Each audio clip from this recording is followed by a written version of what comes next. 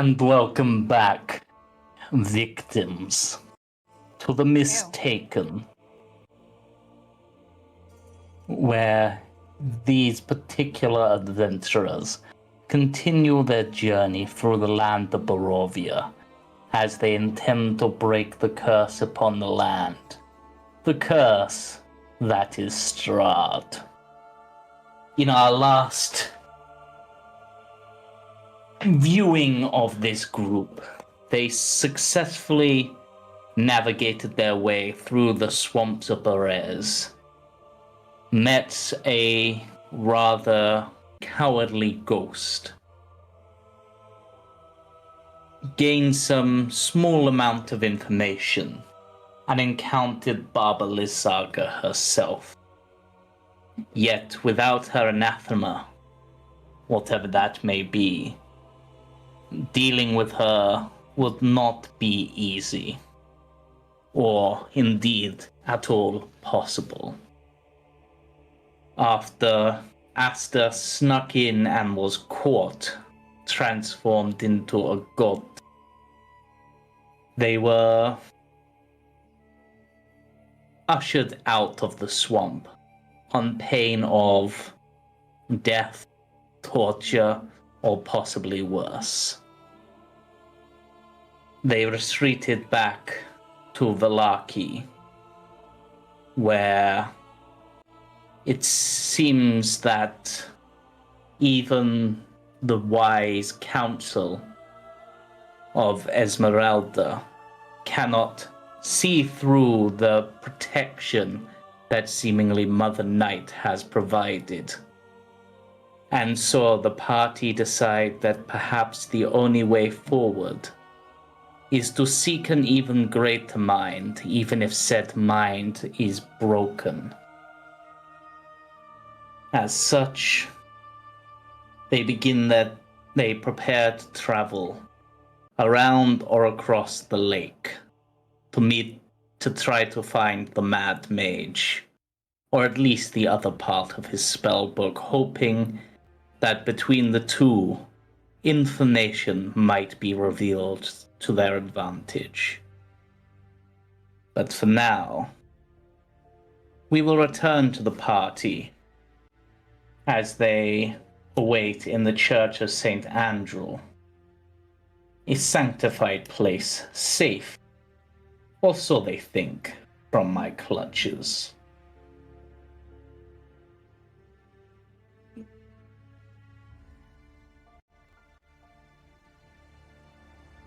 Yeah, there you go.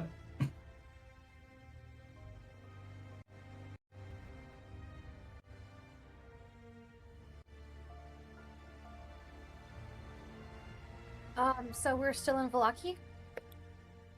Yes, you are currently within the church. Okay. We just arrived, right? Yes.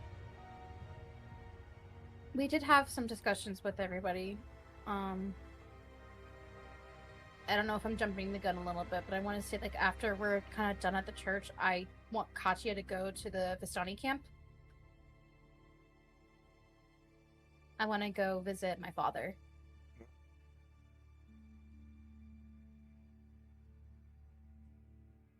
Okay. I guess in the meantime, Aster will confer with the Professor Orb, see if we can figure out. Maybe that thing has the anathema in it, who knows. Yes, it's certainly a possibility.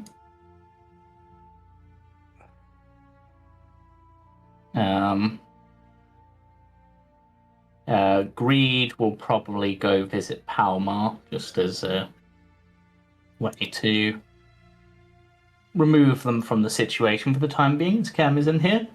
And that way I don't have to worry about him. Yep. Before Katia would leave, she would ask Misha if he would want to join her to go to Vistani camp. Anyone else would also be interested. She would go to, she would go to Misha first. Yeah. Okay. We should love to join.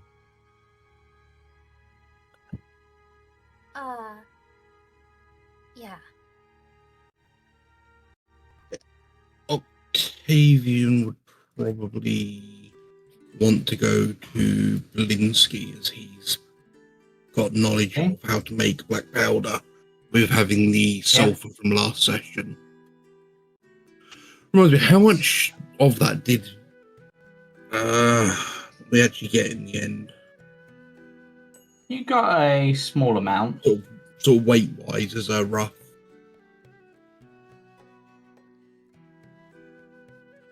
A decent amount. We'll have to see with other things how much it is. Okay, that's no problem.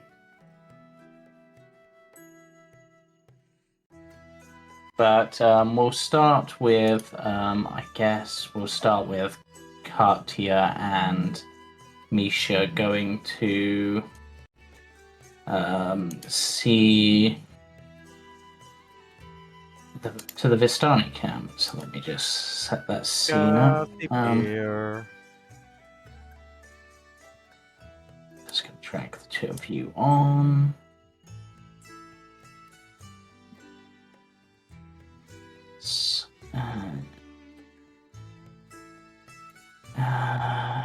If I remember to do this, because I don't need to take you all with me. Bottom left porter scene. Yep, that's what I was looking for.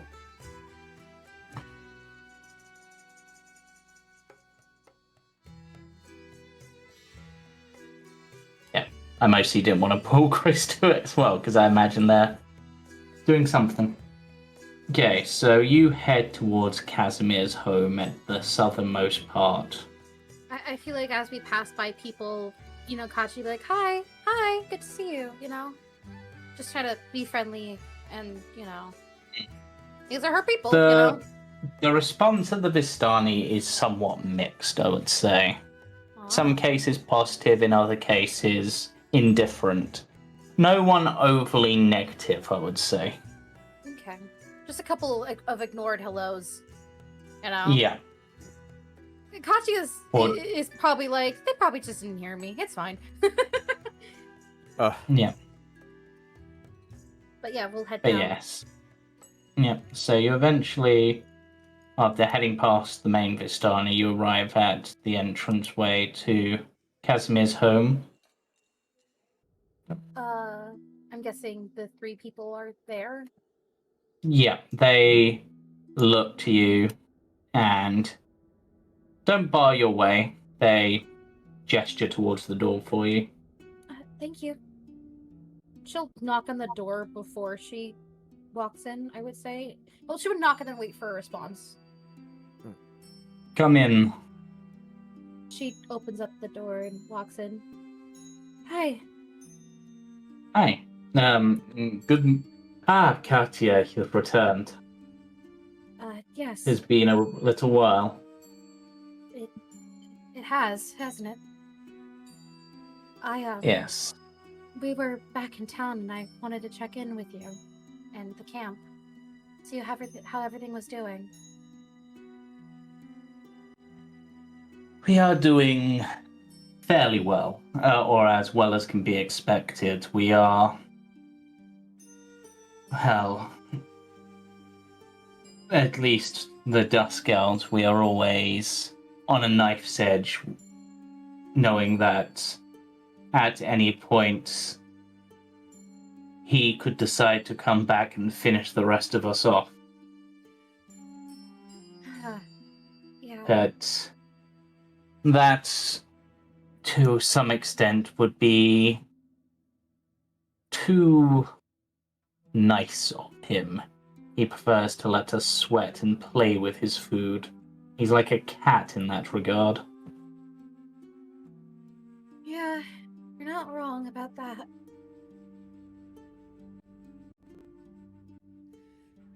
He raises an eyebrow looking at you.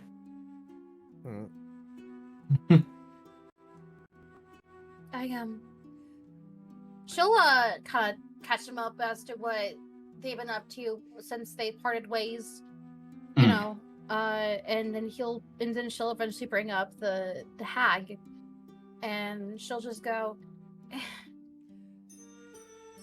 I have no idea what this... I don't even want to call her a woman. She's older than him. Than the Count. And it's odd. I can't tell if she likes him or she dislikes him. But I mean, her being older than Strahd is not an impossibility. I myself probably have a few years on him. well, it seems that she sees herself as his mother, almost. It's odd, for sure. It is... what is the right word here? It is perhaps...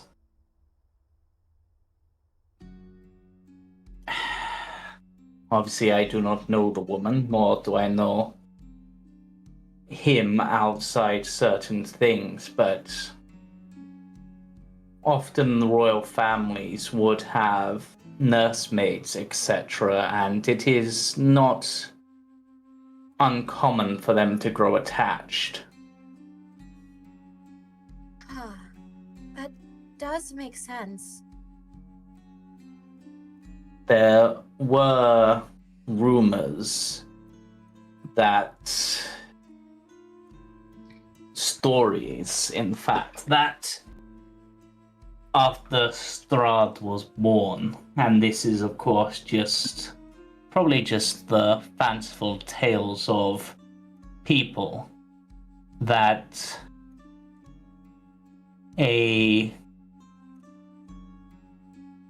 powerful fae granted him gifts to awaken the magic within him. Do you think that's her? I mean, if the rumors are true, though this is, of course, rumors along the lines of he gained his power by drinking the blood of 1,000 men, all without taking a single scratch, sort of exaggerations. Make him sound scarier than he actually is.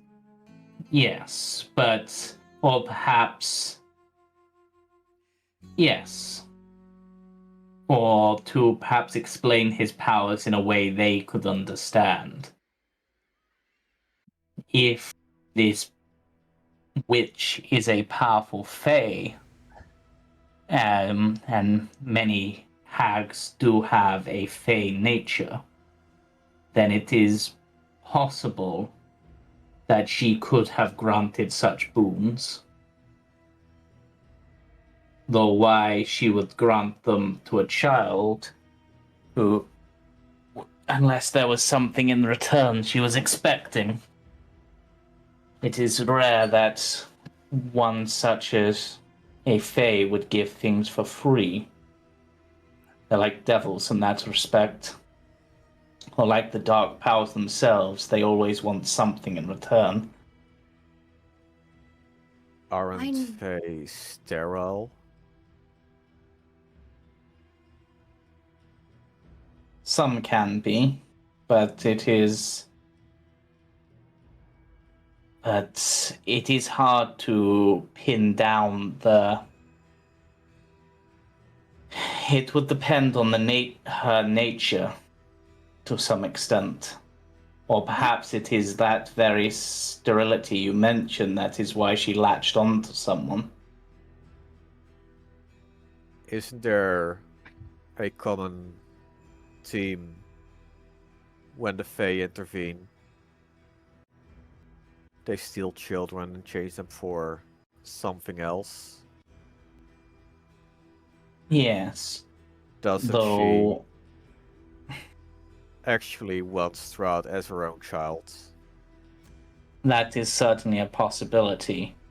Though in that regard, that would almost suggest that her anathema would be Strahd being dead, but that kind of would put you into an endless cycle, because you cannot defeat him until you defeat her, and you would not be able to defeat her until you defeat him. However, if you were to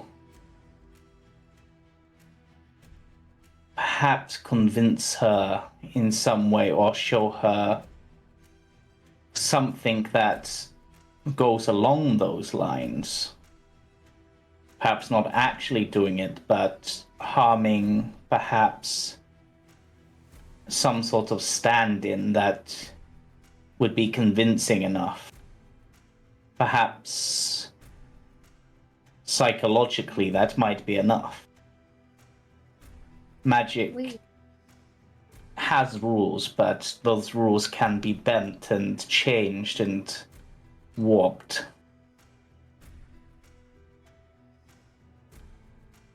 The thing I'm concerned about is that we're really close to completing our goal right now. And she's the one who's in our way. Yes. We don't know how to continue right now. Fighting her seems like a suicide mission, but not fighting her also feels the same way.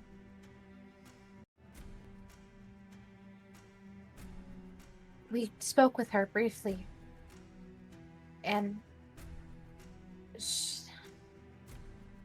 I couldn't read her at all. It was like she... It's hard to explain. Out of all the creatures we've gone up against, she's probably the one that freaks me out the most. And I would not expect things any other way, for if she is, as she has said, and is the mother of the hags of Barovia, even if that's by taking children and warping them off through her own loins, it is... She obviously has a lot of influence and a lot of power. The stories say that the reason that the swamp is as it is because of her. That entire area is like Ravenloft is to him. It is her domain. There is no sneaking through it. There is no ambush. The only way is direct confrontation. And it's possible that next time she may have new games to play. We're lucky she let us leave. Yes. It is unusual. Perhaps she was eager to have you leave because you were close to something. Or perhaps you just broke the rules of hospitality. We tried to trade something with her, and she did not like what we had offered. But I would pay attention to her exact words. The Fae cannot lie, but they can tell you the truth in ways that can be misleading. she wanted us, she wanted all of us except for Misha to call her mother. With Misha, she said to call her granny.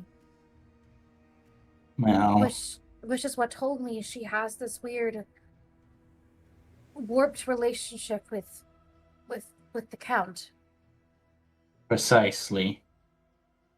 You are perhaps at the most danger and the least danger there. Perhaps Misha as well to a lesser extent. Because you are a prize for Strahd. She called me the Heartbreaker of Strahd.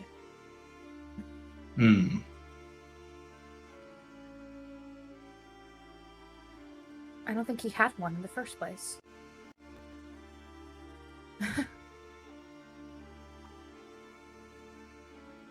The thing that stood out to me the most, the thing that doesn't make sense to me the most out of everything is the fact that she calls herself the most beloved of Mother Night. I'm not sure you know, but we that follow the faith of Mother Night, she doesn't communicate with us. I mean, I think I might have heard her voice at one point, but I'm not really sure. For all we know, she's dormant. There's no speaking to her, there's no... We are never sure if she actually answers our prayers. But she is so sure that this is Mother Night protecting her. I kind of understand her logic, but...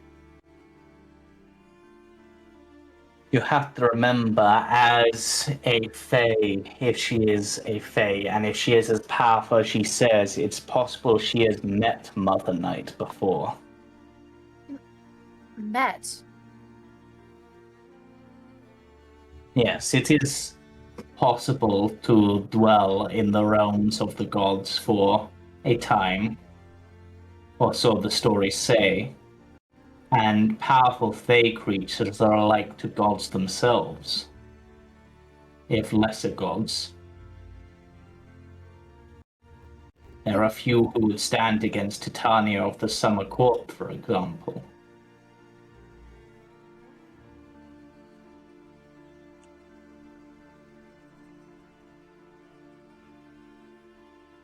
We don't know what to do right now. And it feels like any answer we try to come up with, there's always something that is tearing us. I know this is probably a little out of your depth, but... I don't know. My only advice I can give, and is to remember exactly the word she said. Remember what you and your friends saw there. And try to use that information to find out the truth amongst the truth. I think I remember almost everything.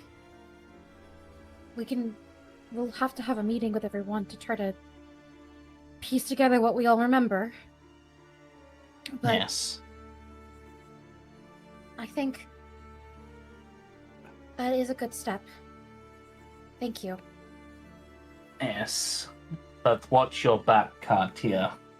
She has every reason to despise you. You will likely... Of course, you have broke her precious child's heart, after all. And now you cavort about with one she seems to see as her own grandchild.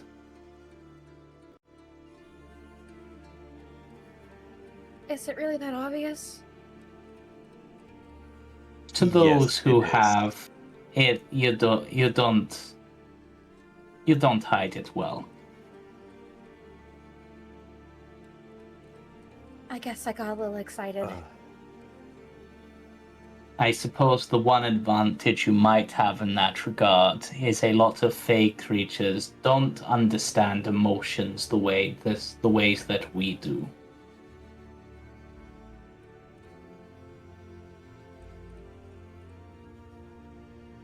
But for now, you best return to your group and see if they have come up with anything. Perhaps together. Yes, Misha? Actually remember something. You suggested that Strahd might be her anathema, or rather, the death of him. Yes. I believe Aster mentioned another child. Yes. Their probably description would be an angelic-looking child within a cradle in the hut itself. Yes.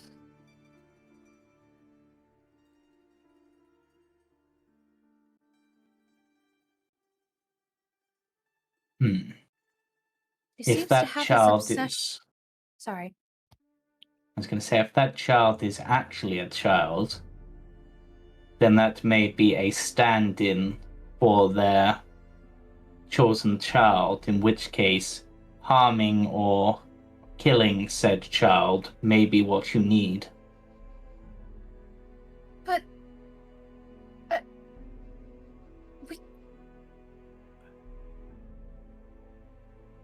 we can't do that. Assuming said child is real, of course. It is.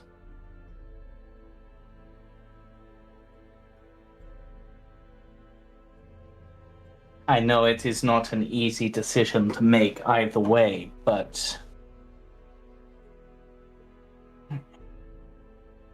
sometimes to save those we care about and to protect those we care about, sacrifices have to be made.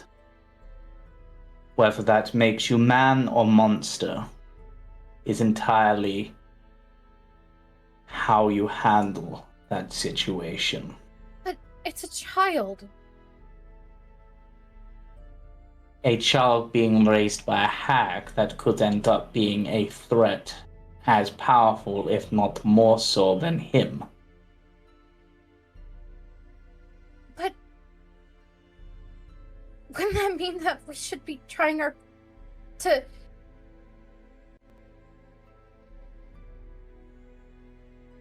There is also possibly the option that if said child was kidnapped and seen to be missing. Yes.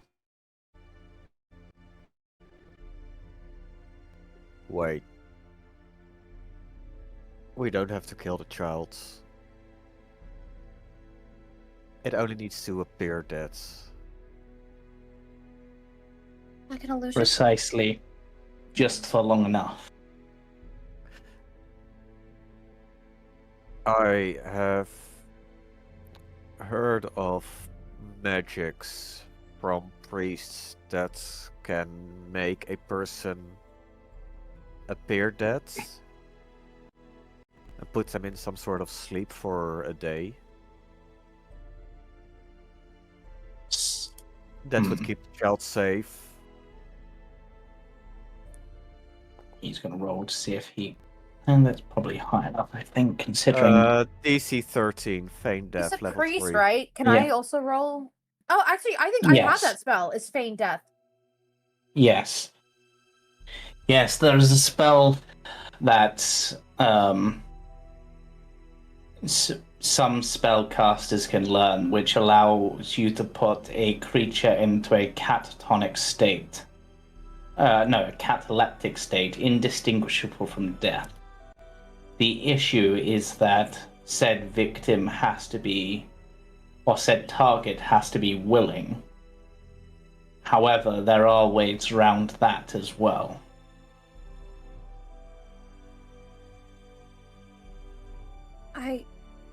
I have that spell. I know it. Then But there's no way we can get inside her hut to even speak to this child.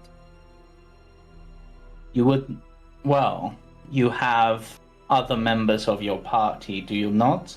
Whilst you are dealing with the child, they can keep the hag distracted.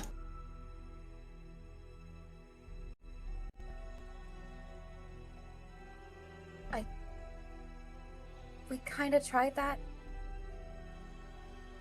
And, for a time being, it worked. Would there be enough time to convince the child to let us cast a spell on them?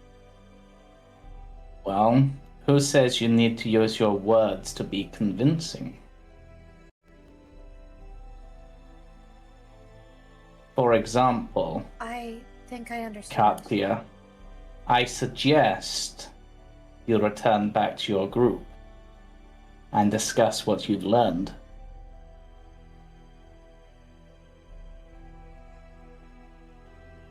Is he casting suggestion on me?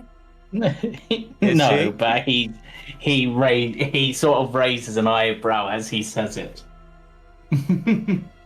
Creed should probably know a spell like that. If anyone does.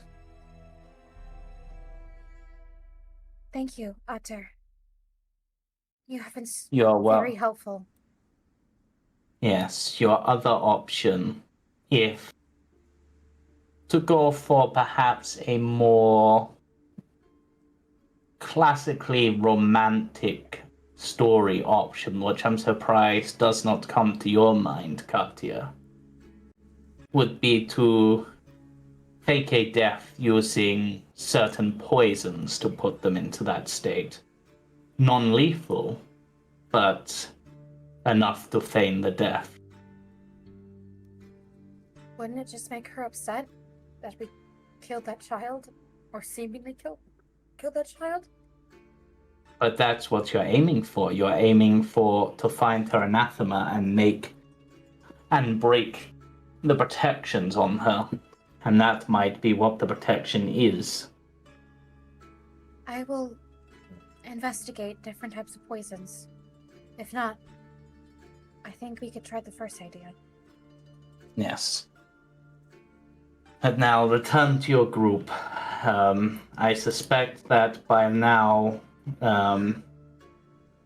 if you do not hurry back, then Creed's gonna your get jealous. well, that or your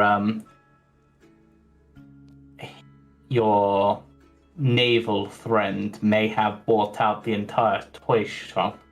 Oh no. Alright, yeah, we'll head out. It was good to see you again. I'm glad that you're doing well. Was good to see you as well. Watch your back, daughter. She will hug him and give him a little kiss on the forehead, and then she'll leave with Misha. And he will quickly cast Prestidigitation in sort of that parental way to just wipe a little bit of dirt off of your cheek.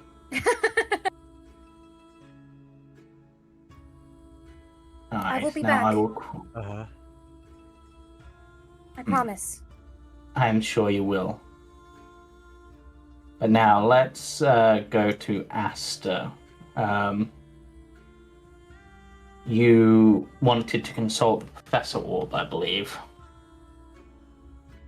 It's fine. I don't really have any particular questions. It's just that I don't like it's something for me to be doing while they were doing that other stuff, and it's got information. So okay. I'll just roll a check with the Professor Orb to see if it has any insights.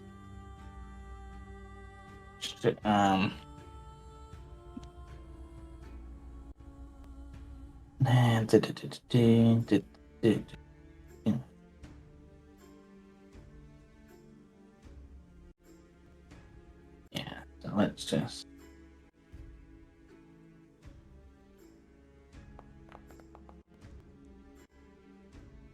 Not a particularly good roll, but it's fine. I don't feel like it would give us Yes. anything meaningful with that. yes.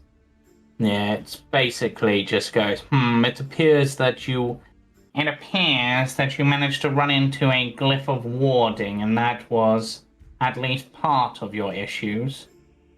Though the beating of that thing almost suggests a symbiotic relationship with the hag. Perhaps that can be used to your knowledge.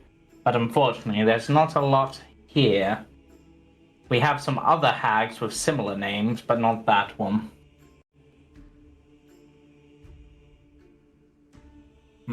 There's also a recipe for lasagna in here next to that. It shouldn't be there. Don't know why I've got a recipe for lasagna. Yes, let us move to the toy shop.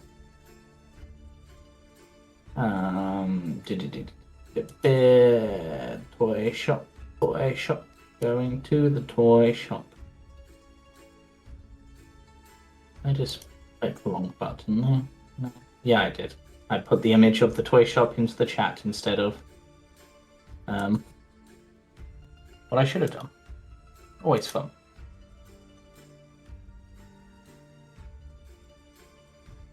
Then we shall pull to scene, and I guess I'll pull the observer to the scene because I probably should have done that last time. You're good. I think I'm done now anyway. Oh, okay. Alright, Octavian.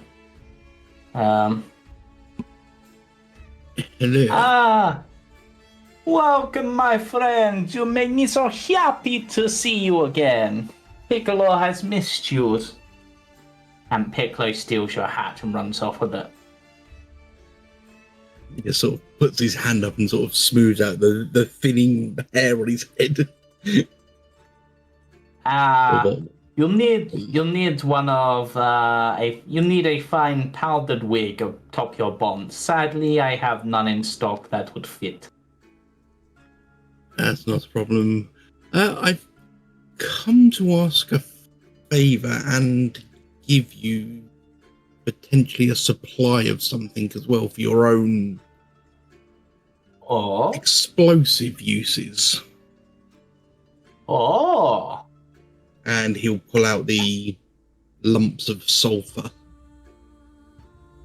Oh, it is like rotten eggs in here. And yeah, sorry about that. Piccolo is holding your hat over his face like a gas mask. Mm-hmm. But yes, this is... He has a look over them. I'm just gonna...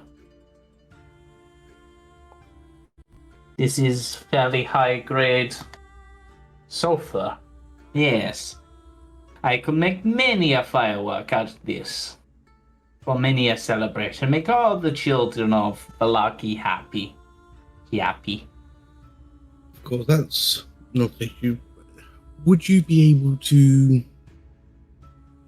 put a portion aside for my own uses? You are looking for something a bit more precise, a bit more aimable, a bit more metallic in its combustible velocity. I've had some ideas. Well, I can certainly work on that, yes. It may take some time, but I do have some of the other necessary ingredients. Of course. And that was the main thing I wanted to see him for, really, was to do that, and he'll hand Piccolo a gold coin. Piccolo returns your hat, and somehow it almost appears like some of the gold embroidery is somehow shining a bit more brighter, like it was freshly embroidered rather than being worn for a long time. Always fascinates me you do, Piccolo, and he'll sort of put his arm down and pick him up. Yep. And Piccolo will sit atop your nose and pull on your mustache. Ow, ow, ow, ow.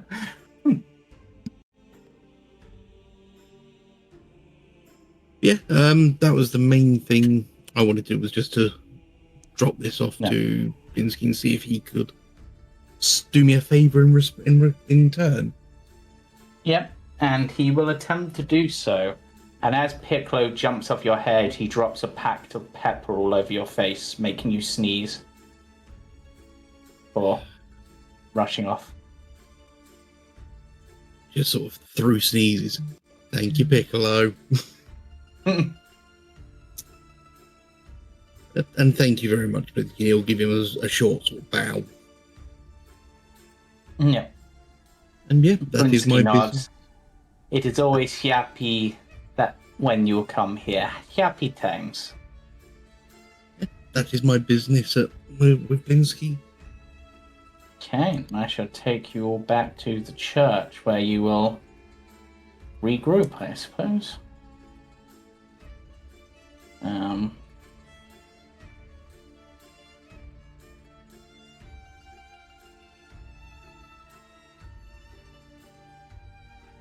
anyone? And the observer.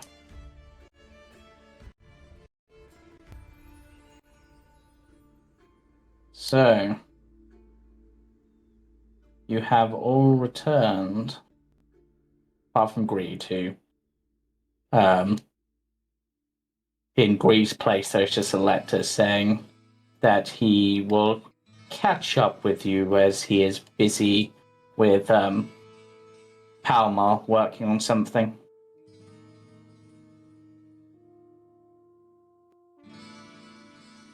And you all wonder what's so returned. important.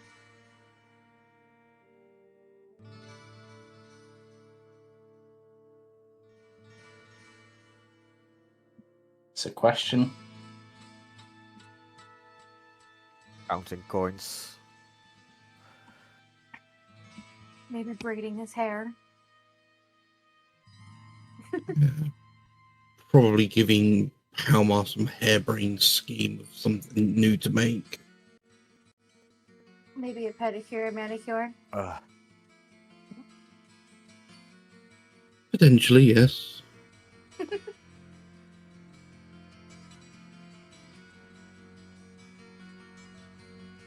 Yes. You'll notice there is no longer a smell of rotting eggs around Octavian. Yes, that is true. Has Aster joined back up with us as well? Aster went never anywhere. left. They Oh. they never went. Okay, well, never mind. Well, with everybody excluding Greed, Katia will kind of bring everyone together. Sit around, find a place for us to sit and talk, kind of privately.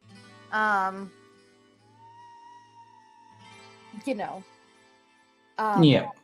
Just like, just kind of having a seat. And she goes, "Okay, my dad actually gave us some really good advice. I would like everyone to recall our conversation with the hag." I don't.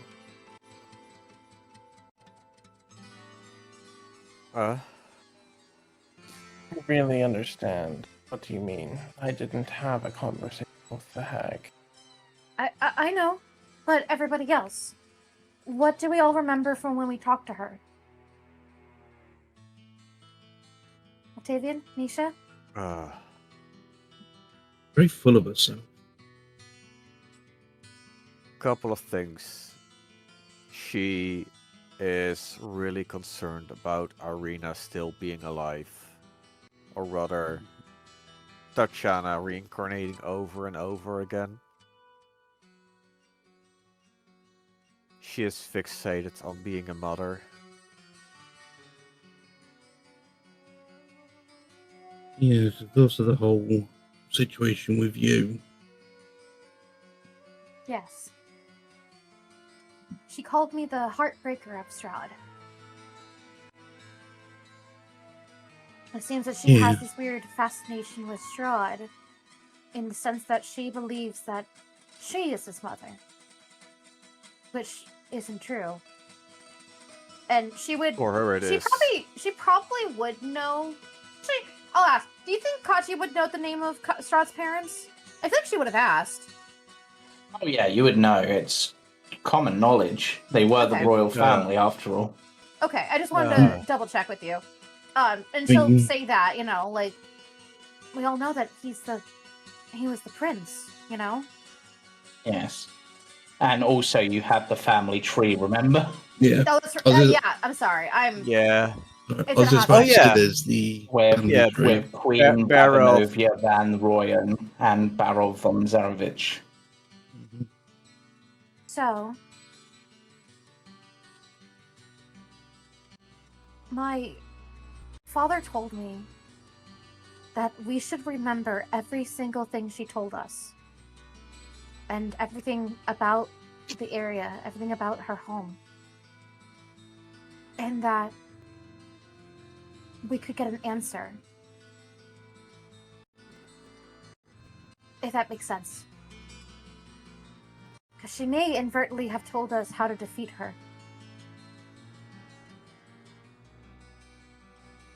Which is what I was counting on. I think we have to do something I don't think we normally would do. We have to get to that child. What do you mean? Well, she's obsessed with being a mother, right? Her entire being is centered around this child.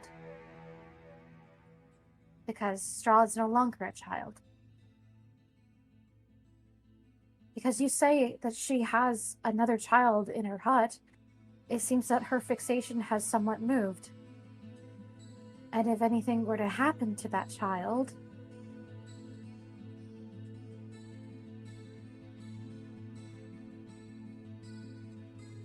You need to think very deeply about what she said when we were there.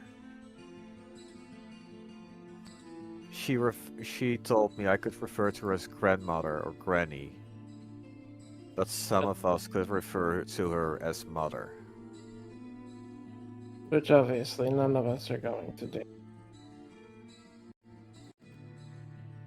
That doesn't matter. All that needs to happen for her is to acknowledge you as a child, or her child. And then she's fixating on you.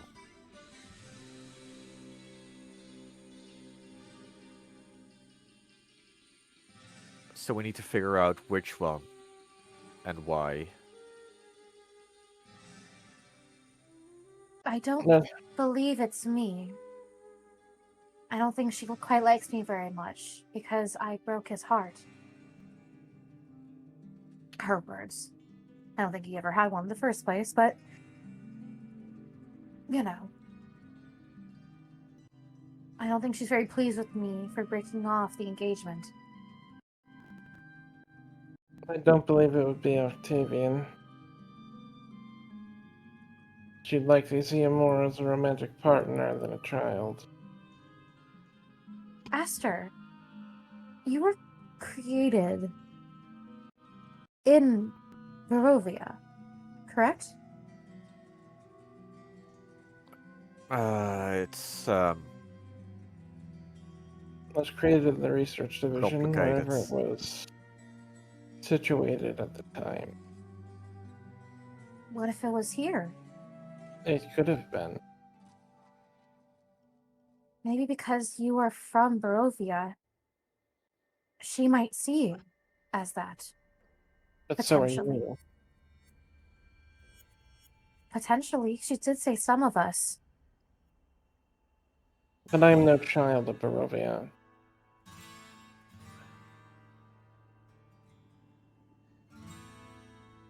Something else. You didn't really speak with her, so we don't really know how she feels about you. The only thing that I can consider is the possibility that my physical age might have something to do with it. Oh.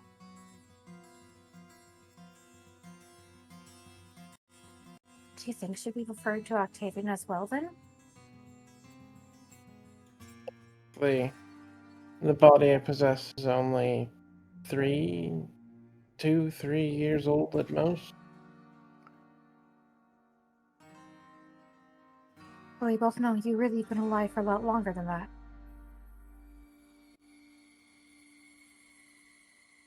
Well, not exactly.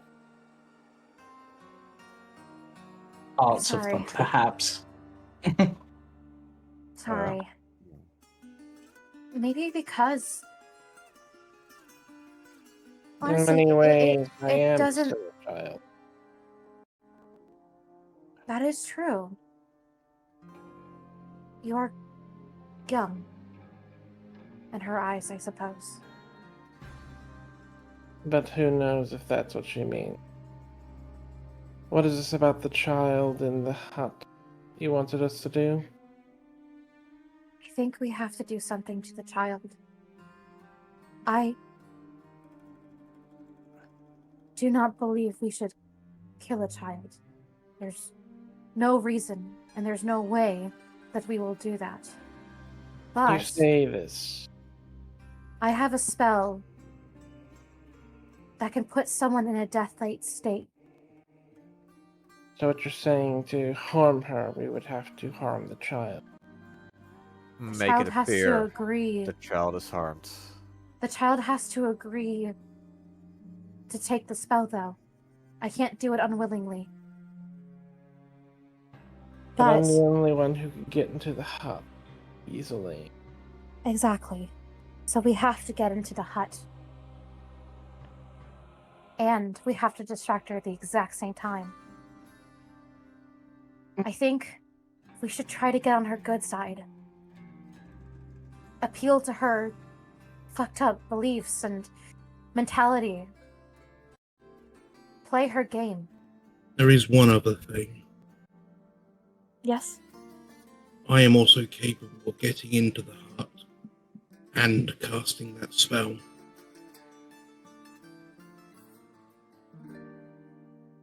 I think Very true. greed Oh, might also, but I believe that greed must also no.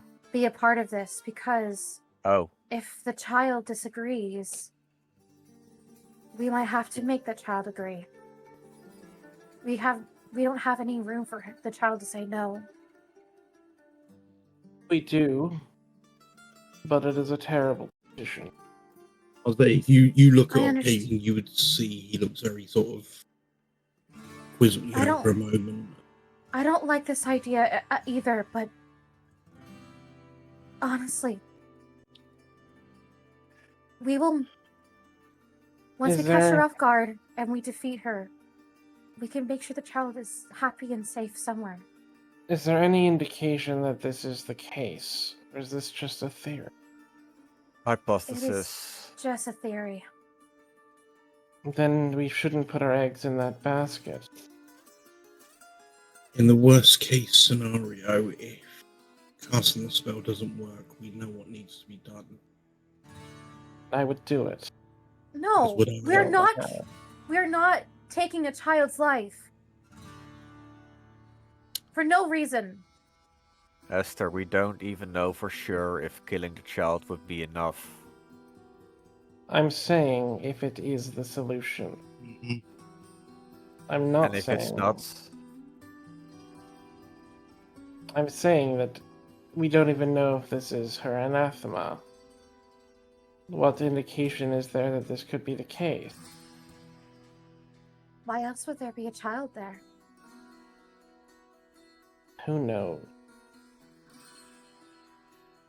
It's not a theory I think we should go down unless we have more evidence. I agree. But I feel like we've actually have something we can have for a plan B. The answer is who Right is the now one who we're would be going- willing to do what we have to if it comes down to it. And the answer is I would. If we I'll take exhaust every other resource. a child is an innocent life. If we kill that child, we are no better than the monsters we are fighting. Aster will look at Katia, raise an eyebrow, and says, again, there are sacrifices that have to be considered. Aster, No. killing a child is not a sacrifice that ever should be considered. Exactly. To protect you all, I would do a great deal, many things. I would rather die than have to kill or let any child be killed for our survival. To be clear, it's not what appears to be a normal child. Does it matter? Taking any innocent life. We don't know if it's innocent. We don't know what it is in that. It could be not even the solution to our problem. Then what do you suggest? Because I'm not really hearing any ideas from you.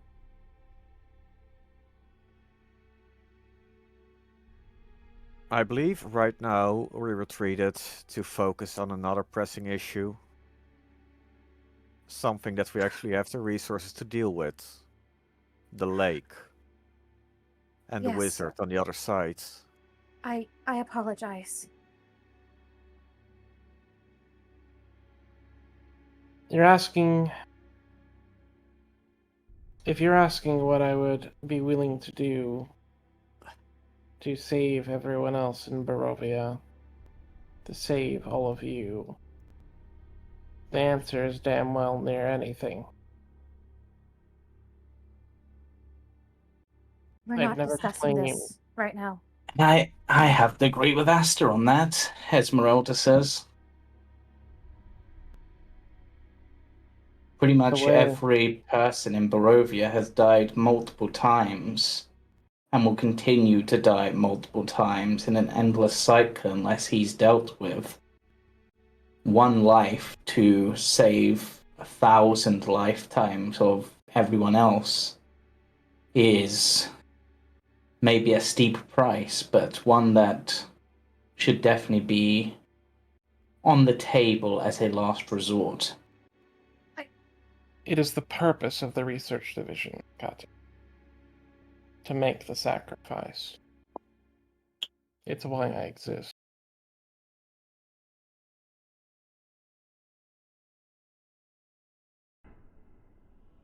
It's an abhorrent thing we're talking about potentially having to do. However, I also agree. What? Let the abomination do the abominable thing if it happens to be what must be done. Yeah. Aster, And Octavian!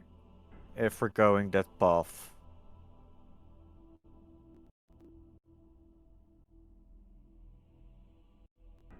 you might force me to put an end to the Institute.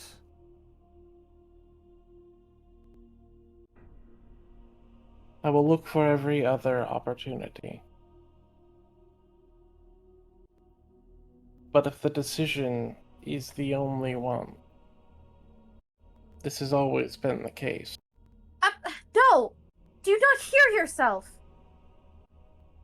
I thought your job was to protect the innocents, not take them out when they're inconvenient. This isn't inconvenience. You're giving me a situation where this may be our only option. No! It is not our only option. It will never be our only option.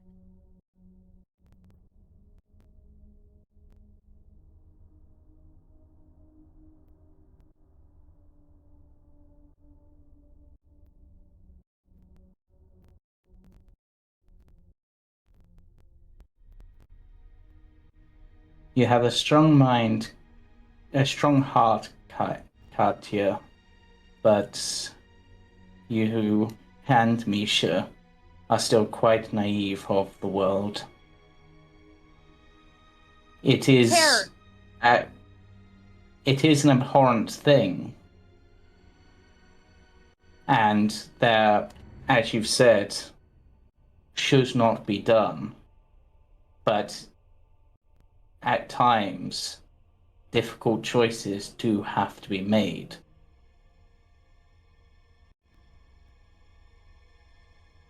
Esmeralda, I have my oaths. My oaths are not so weak that something like this would force me to break them. There always is another option.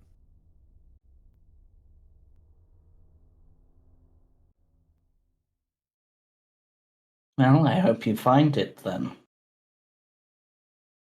Like I said, it's not a path that one should tread lightly. It's not the first choice, but it is the last choice.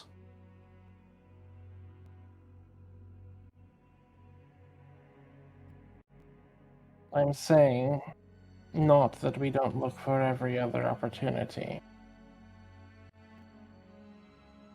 We have barely scratched the surface of the possibilities. Why I'm are not we even saying- considering this option?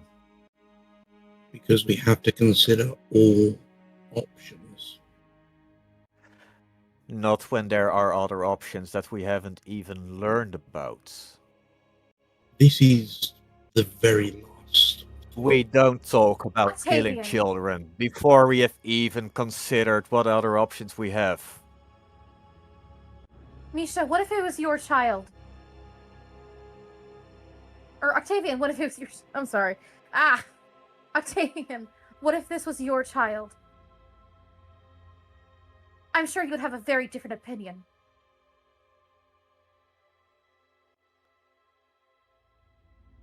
I would hope so.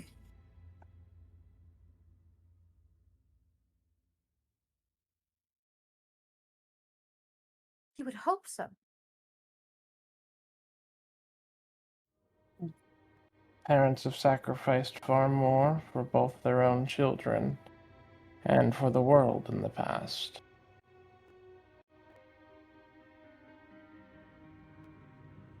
I can't believe I'm hearing this.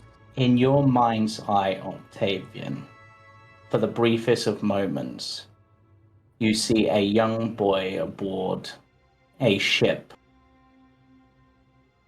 wielding a blade in a duel, a familiar face to you. Mm-hmm. Someone probably far too young, really, to be aboard such a vessel, and yet probably someone you try to protect and ensure they survived. What you have to realise is how do I word this? I am old. I have seen I've seen death than most of you here. I have caused more death than most of you here, including those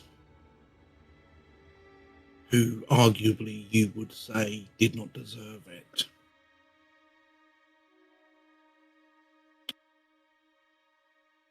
Including people who are barely what you would call an adult, if not younger.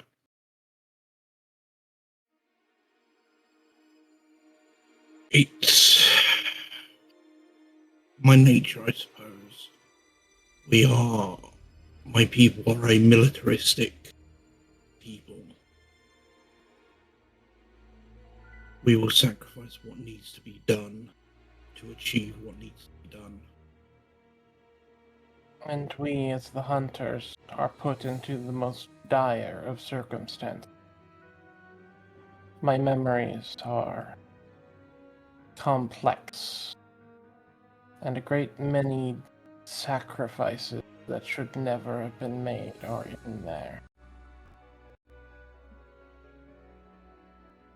When you I say don't remember done, agreeing to join an organization like that. If I would have known that child sacrifice is a regular thing within your organization, I never would have considered it. that it won't. It goes against everything that I believe in. Again, when you have people you're trying to save, and cities are burning, Katia, and the wolves are at the door,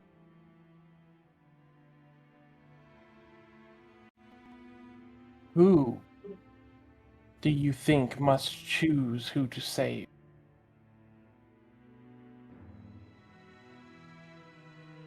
When the hunters are the only ones who can fight.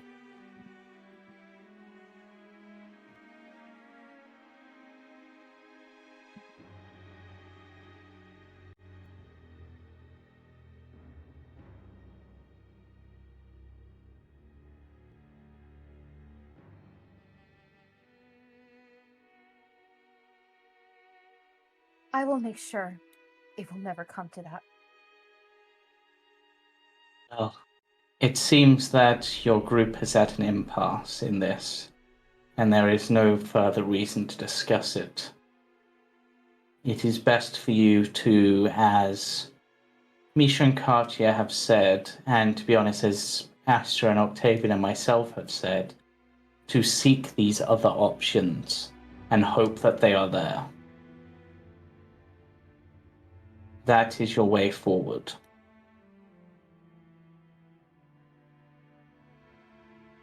You misspoke. We don't hope it is there.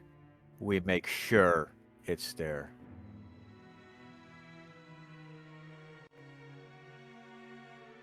I look forward to watching you bend fate to your will, Misha. And I hope it does. I truly do.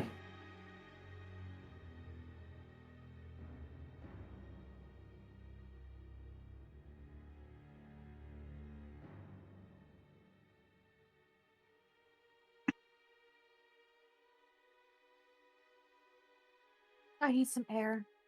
And Katia will get up and she'll walk out. Ah.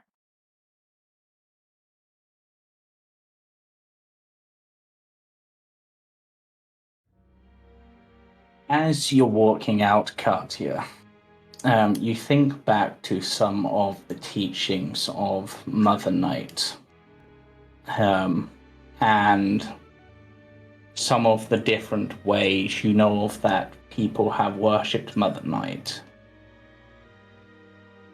Ways that perhaps your own particular branch of the order of Mother Night worshippers didn't follow.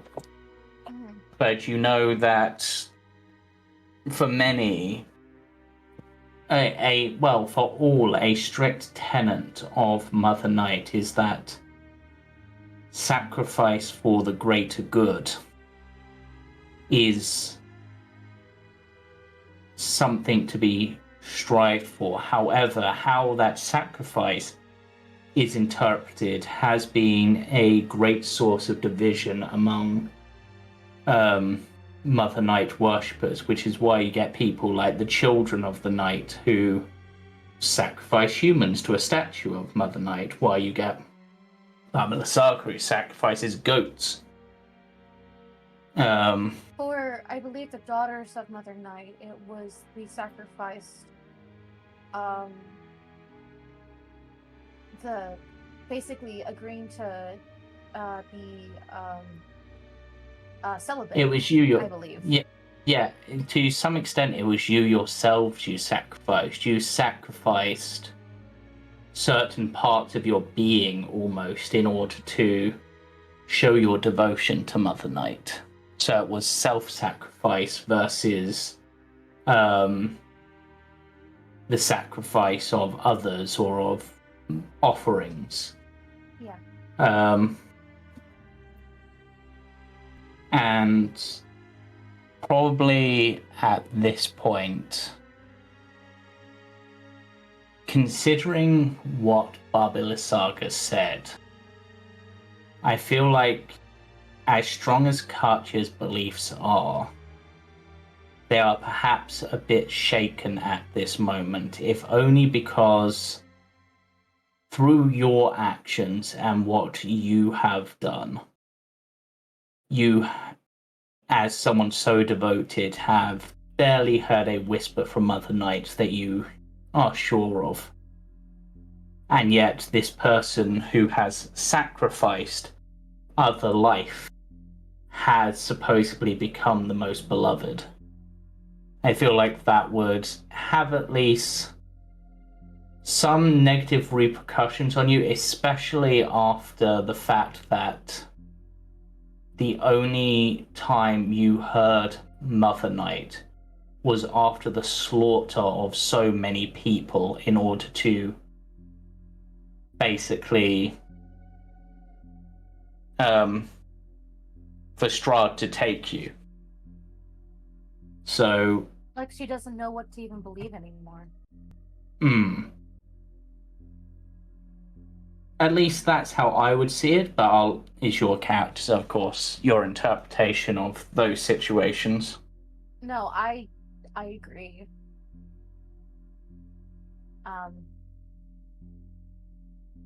Yeah, Katia would have definitely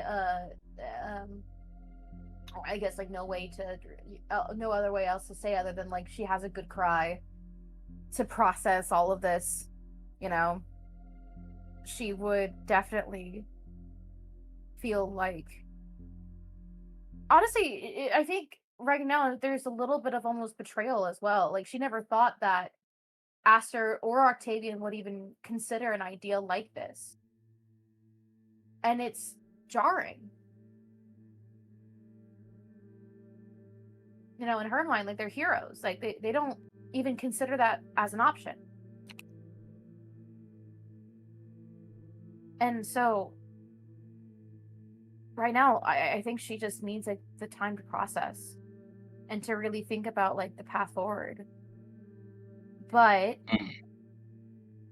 she will go. I'm guessing there's a library or some sort of like book place, There's or probably maybe a bookshop in the town. Is there an apothecary? How about that?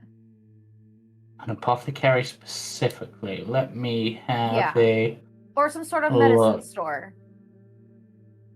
Hey, what it used to be the stockyard. There's also the publications. That's there. No. So I'm just having a quick look at the names And maybe of my places. maybe even just a doctor, but not like cleric.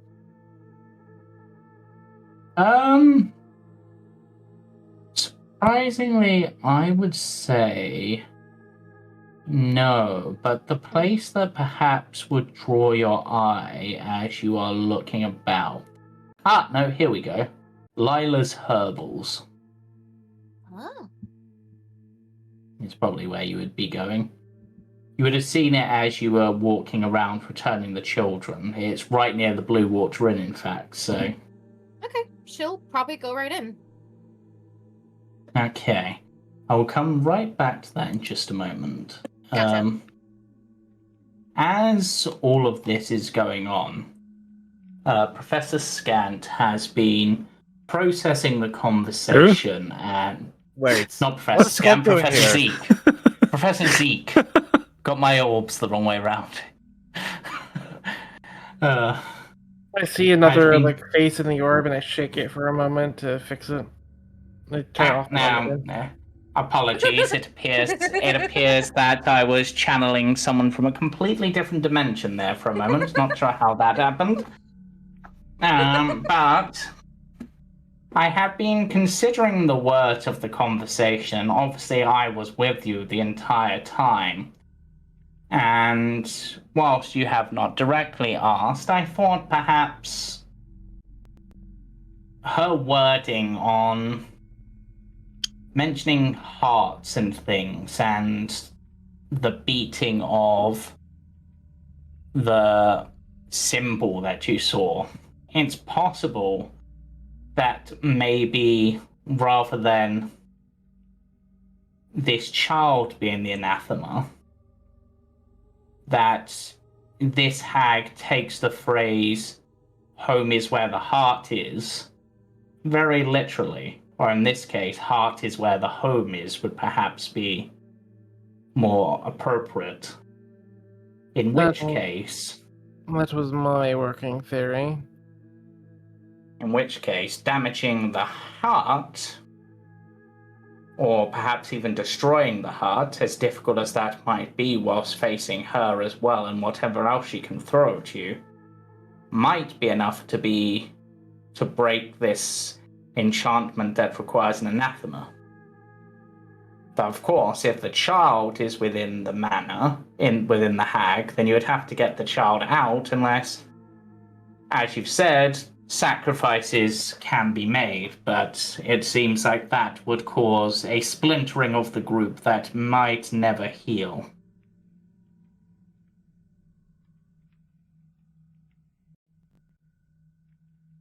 I mean, that is only logical. that it is the response. Hmm. It is when you are one literally made of sacrifice.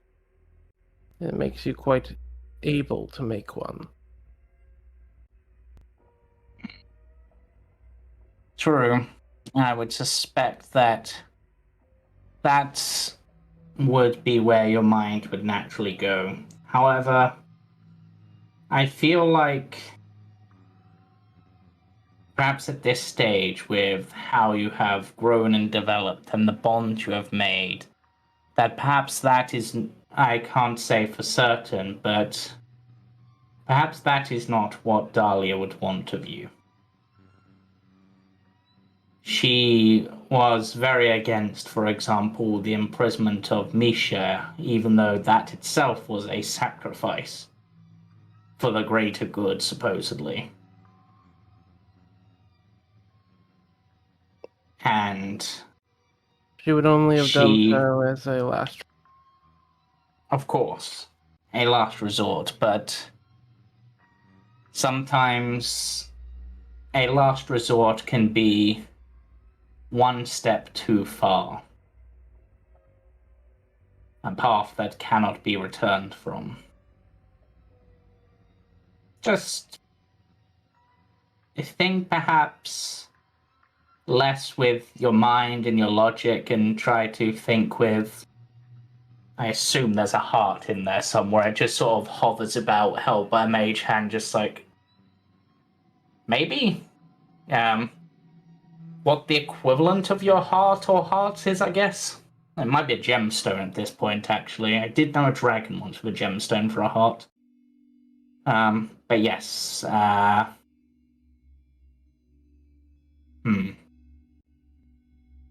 I think, yeah, that's kind of all I've got for now, but if you think of anything else, just call up your friend Professor Zeke and I'll do what I can. But for now, I'm just going to go back to listening and watching this great show. It's all in snow and ice. It's fantastic. It's a couple of them, actually. 2 separate seasons running at the same time. I love it. Can't decide which I prefer. And then it goes quiet. It is quite possible that the breaking the hut or disturbing its heart may give us an alternative solution.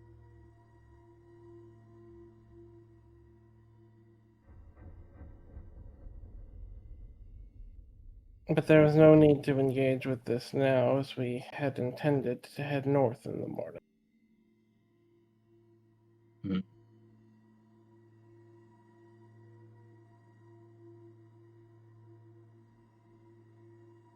Yes, the mage.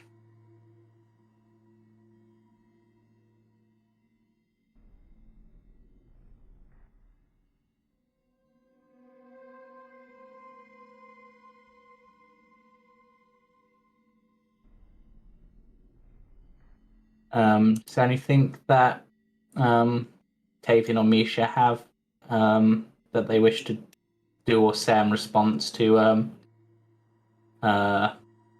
Aster saying about the hut might being an option? Just sort of agrees, it's potentially an option. Misha it is. is not actually there for that part of the conversation because he is also dumb. He's just Need some space. praying. Yes. That is fair. I mean, if you've got time to sort of rest for the night, Octavian's going to go to the pub.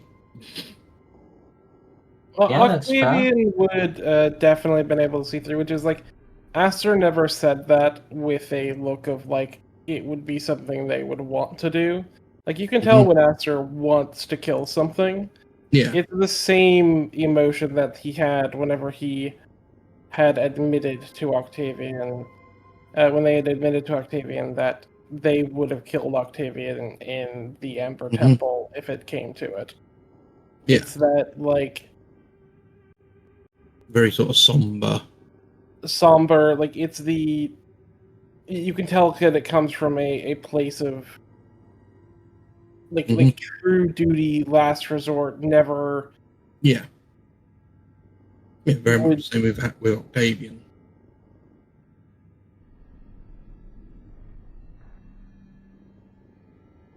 But yes, hub. It's been a long day.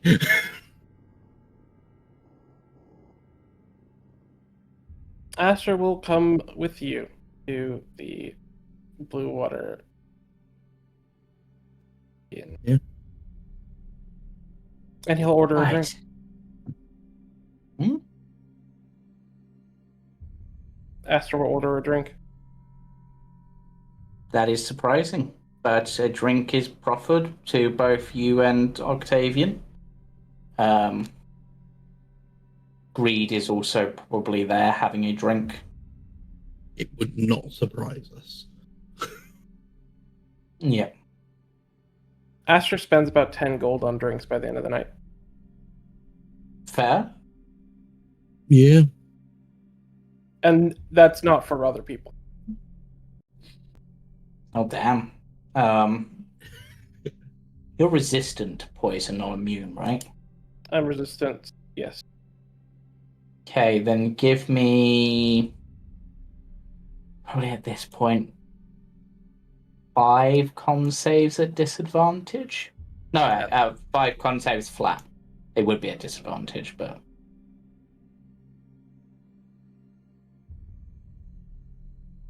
Okay, that one's fine.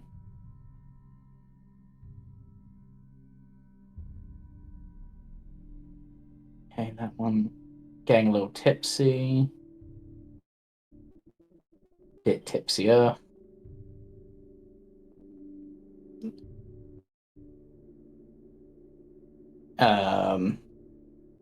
Very drunk. But you managed to not throw up. You managed to rally yourself on the last one.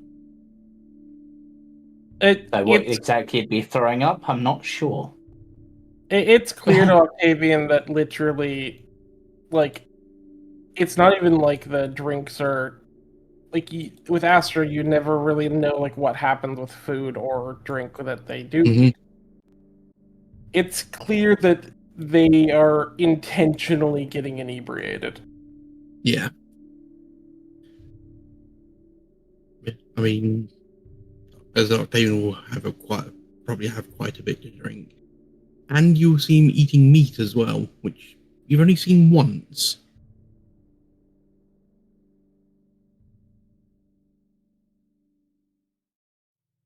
So yeah, Oh. he's Right. stress eating. Katia, you enter the Apothecary? Yep, the apothecary, Lila's Herbals.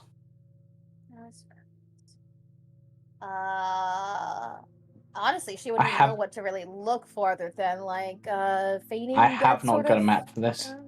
Yeah, that's fine. Right, let me think of it. Oh, hello there. What brings you to my wee shop? Hello. This might sound like an odd request, but I'm looking for a poison that can make someone look dead, but doesn't actually kill them or hurt them long term. If that makes sense. Sounds like you've been reading that famous gnome tale, Romeo and Juliet. Yeah, like Romeo and Juliet. And you find that this person is, surprisingly, considering everything else, everyone else you've seen is a gnome. What? They are a gnome themselves, considering everyone else you've met has been human or elf. Okay. Outside the party. Okay. So, who's right, I did not realize we were having a star-crossed lover sort of thing in these horrible no. lands. It's not for me. I'm kind of doing an important mission, and I need to convince someone that someone has died without actually hurting the person. Oh, I do have the feign death spell. However, I'm not sure this person would be willing per se. Oh, so you want to fake the death of someone, but not someone who wants to die. Well, Now I don't really know. That's a horse of a different color. That is. I'm sorry.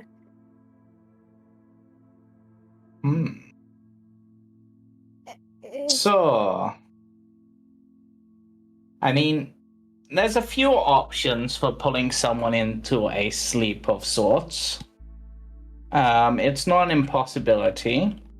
I should probably just say, no, piss off. I'm not gonna sell such things. But I'm what they call a businesswoman, so I'm gonna, and I like to cut your jib. So I'm gonna. Oh no, it's for a good reason. I promise. I'm not. Yeah. You don't need to explain yourself to me. I'm just listen to old Lila, and we'll get you sorted. Okay. Might set you back a pretty penny though. Poison of that nature ain't cheap. I have money. If not, I have things to trade with. So you're probably not looking if you're probably, I'm gonna guess, don't want any injury poison where you have to like stab them in order to inject. You're looking for more something they could inhale or maybe even just like pull on the skin. Exactly. What have I got that would work for that? They seem to consider.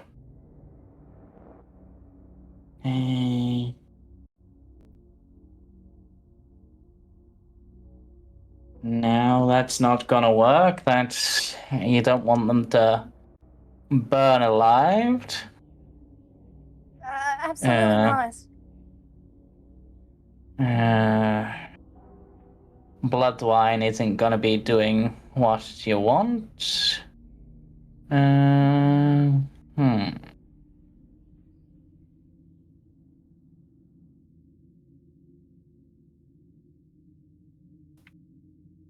Maybe torpor or something. Yeah, a torpor would be a good one. That's a pretty expensive one. That's going to set you back about 600 gold pieces. Where do I have my gold written down? Okay, I know I have more than 1 silver. That's for sure. I don't know exactly how much money she has, because I'm terrible at keeping track of that. But I know it's not. I know it's more than 1 silver piece for sure. Fuck. I didn't realize that this would bite me in the ass later. That this is a problem. Not knowing how much money she actually has. This is why you write stuff down, folks. You could. Sorry. Yeah. There's also the option of sprite poison, though they'd have to be pretty weak of body for that to work, because it's not a particularly hard one to resist. But if they fail, if they're unable to resist it, it can knock them unconscious for up to a minute. Would they appear dead?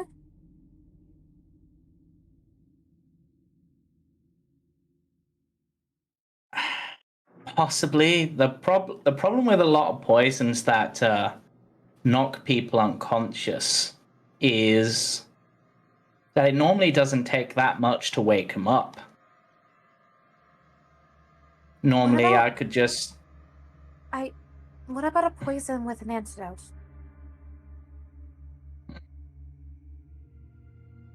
Actually, I know just the poison you need, thinking about it. All I right. reckon what you need is some oil of target. So that one will last you 24 hours, but unlike a lot of the old sleeping poisons, this one you only wake up if someone like punches you. You won't wake up just from like a nudge. So that one could work for you. Yes, that actually sounds like that would work. Yeah, so that one. Let me have a look. I should mention, for the dosages, do I have to give a smaller dose if it's someone that's a child? Well, they raise an eyebrow again. I suppose that really depends on the constitution of them. If they're, for example, I'm quite small compared to you, but I've got a strong stomach. So it's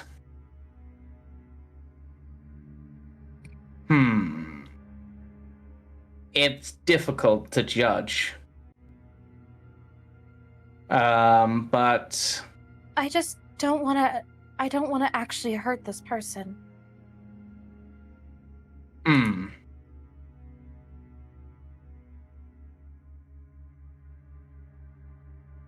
Well, you're gonna need to. I don't have the necessary stuff on me in order to make such a poison. You'd be looking more as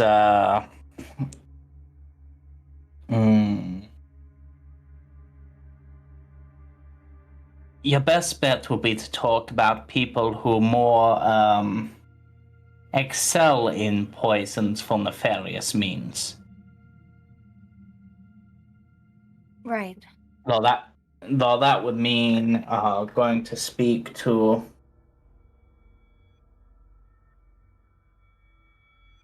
maybe something like an assassin, if you knew one, for example.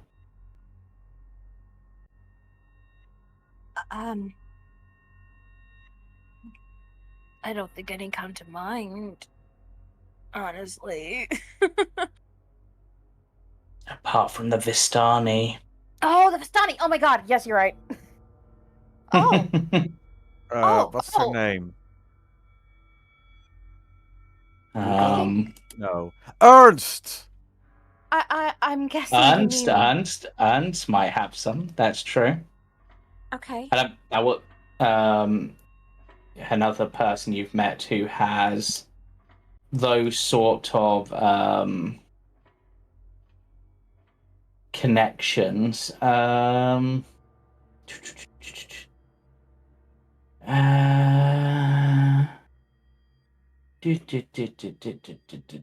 just looking. Where is my thing for this? I have lost my tab. There it is.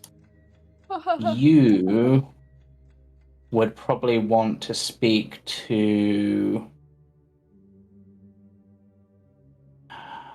Arigal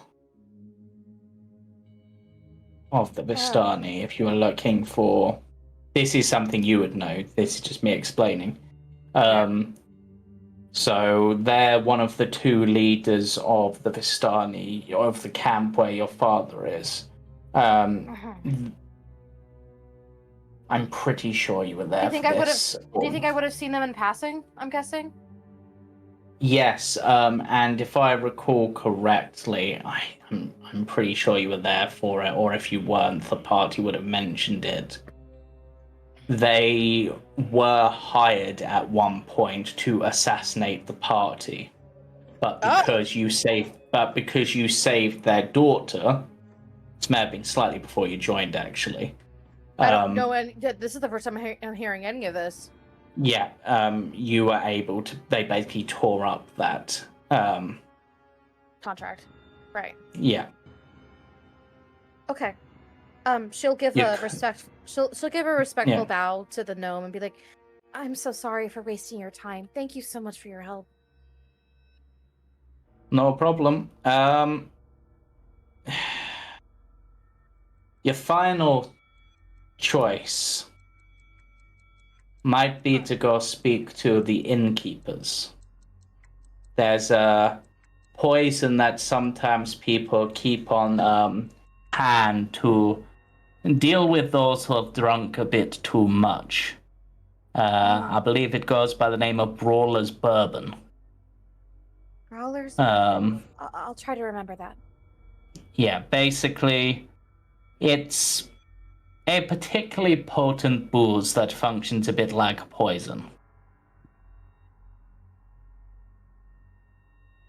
To stop fights before they happen, serve them that instead of, their normal pint or their normal shot, and then they go unconscious and you save yourself a lot of damages.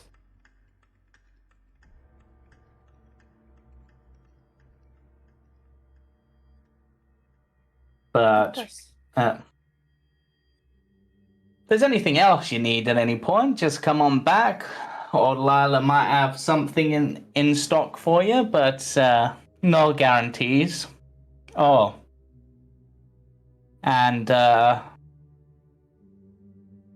if you're out traveling and you happen to come across any... I don't know quite how to describe it, but if you know any druids, they might have a better idea. There's a particularly potent plant that, if I can get a hold of it, I might be able to create some protection for people from some of these ghastly undead creatures. There is a druid among my party. I'll ask him next time I see him.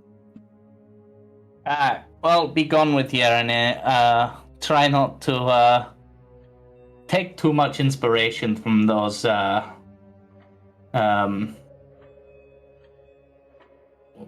Quiver Swords poems and such.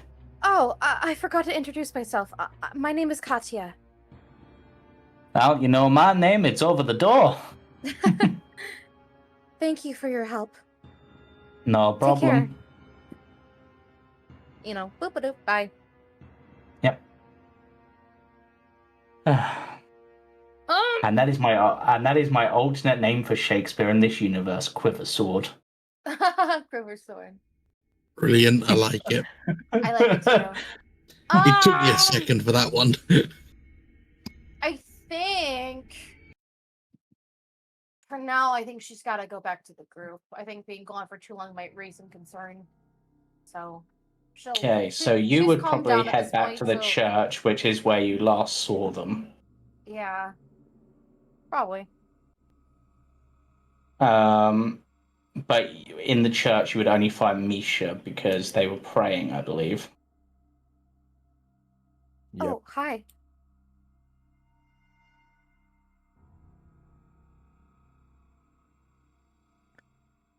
Yeah. For once, Misha does not react because he is very deep in prayer now. She will then just kind of sit next to him, just silently.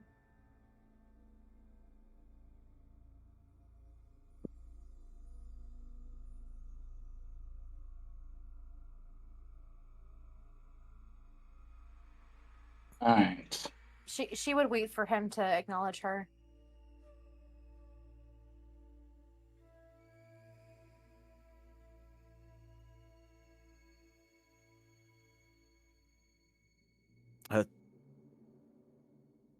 Tonight he will only be in prayer, meditating, considering the what's the word? Horror the group is willing to commit before even considering other options.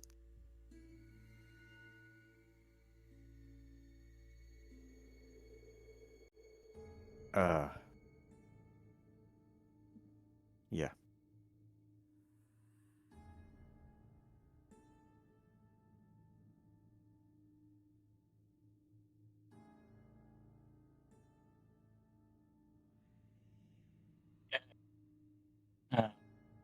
I think once she realizes this, she will just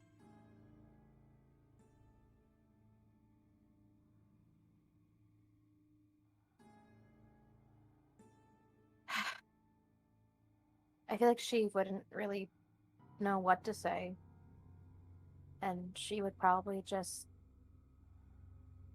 sit with him for a bit, not really touching him or talking to him, just kind of keeping him company.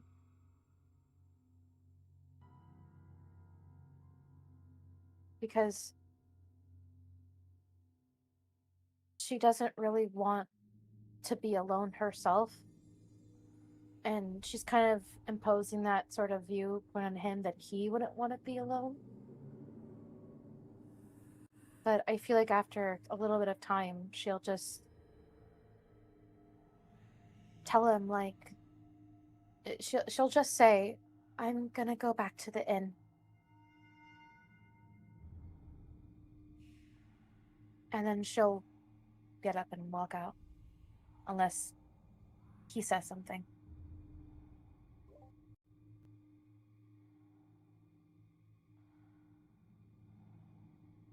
There will be only silence and prayer. Argus might come over and mention something how unresponsive Misha has been since this conversation earlier. Do you think Let me watching over you. She'll ask him, like, do you think I should give him some space? Or do you think he wants company?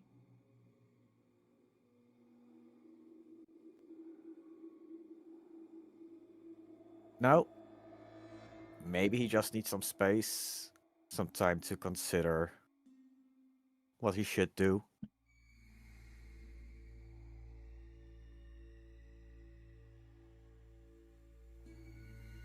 I just want him to know that I'm on his side. That... Oh, he knows that.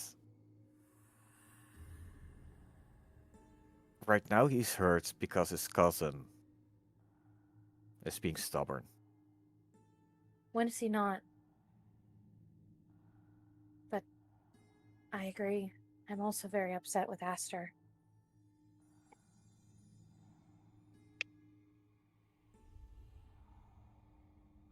Do me a favor. Just keep him company. I'm gonna find the rest of the group.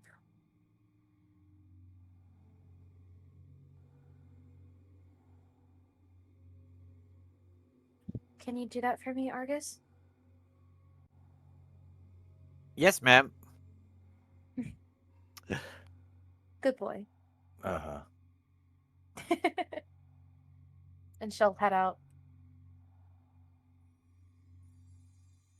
She'll pet Rover on the way out. Mm-hmm. And I'm gonna head to the inn, because I'm assuming that's where everybody else would have gone. Yep. Yep. Okay. Let me load up the Blue Water Inn. As well, because why not? But Misha isn't there, neither is Argus. Don't need to assign, so.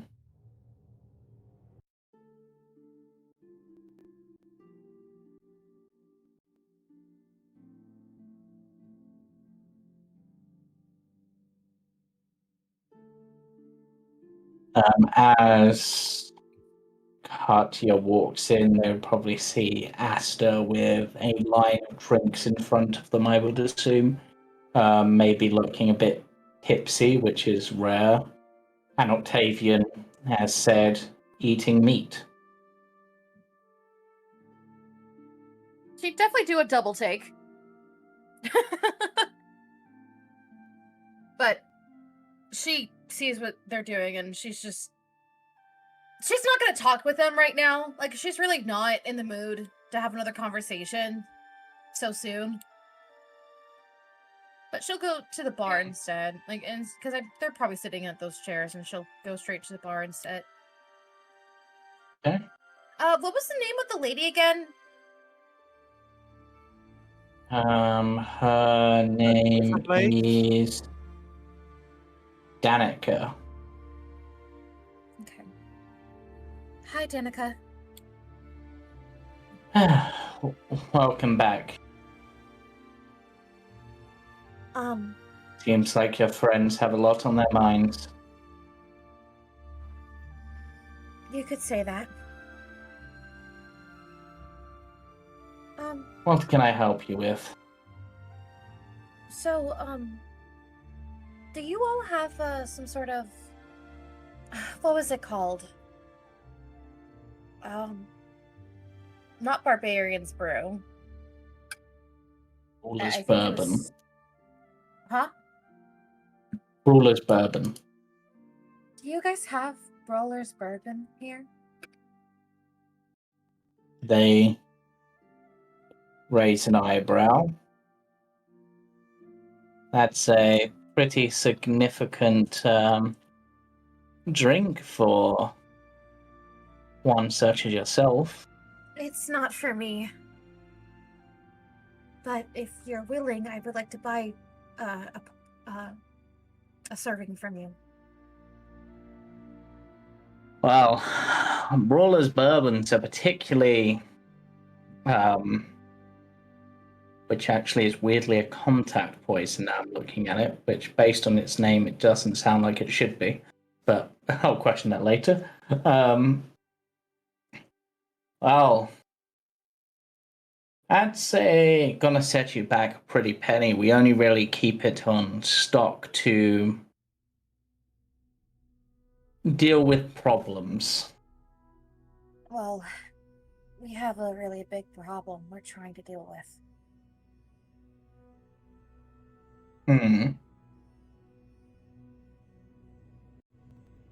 I won't go into too much detail, but I promise it's for a good reason. I am willing to pay or work for you if need be.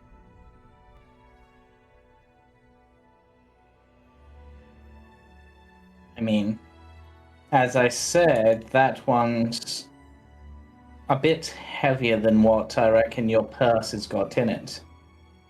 And that's purely because I know I've given plenty of loot in terms of various treasures, but I don't know how much anyone has on them. Yeah, I haven't really been on top of keeping track of how much money Katia has. I know she has a good chunk because she really hasn't bought anything, like, ever, I think. Other than, like, small stuff here and there. So she probably has, like, a good chunk of gold. I just don't have it marked down like an idiot. So a dose of this is going to set you back 200 gold by itself. Okay. It might be something to discuss with your party members to see if you've got enough between you.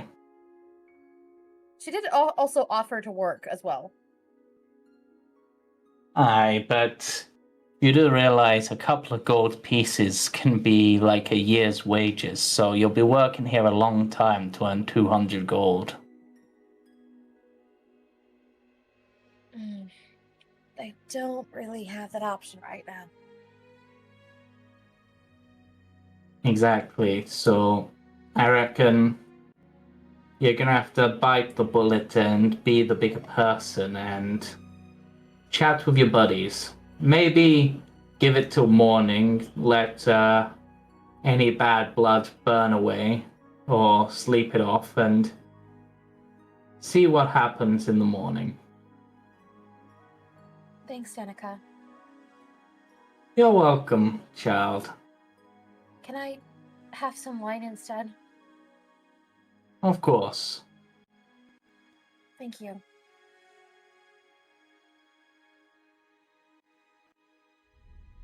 Maybe some bread? Yeah, they'll offer you wine and bread. She would pay for it, because I know I have more than one silver. Yeah.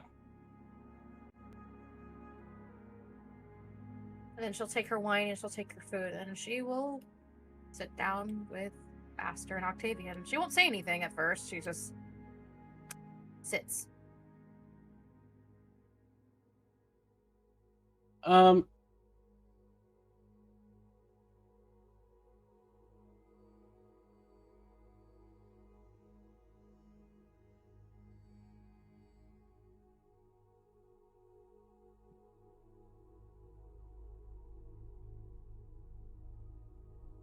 Anyone else anything? Aster, like the way that like they've drunk, like it's they aren't like sociable. They're not like getting. They look not good. Like they've sort of like leaned forward. Their chin is on the table. Like their tail, there is no like movement in it. It's on the ground. Like you've never seen that thing like touch like that like massive tail they have ever touch the floor. Like except whenever they literally go down.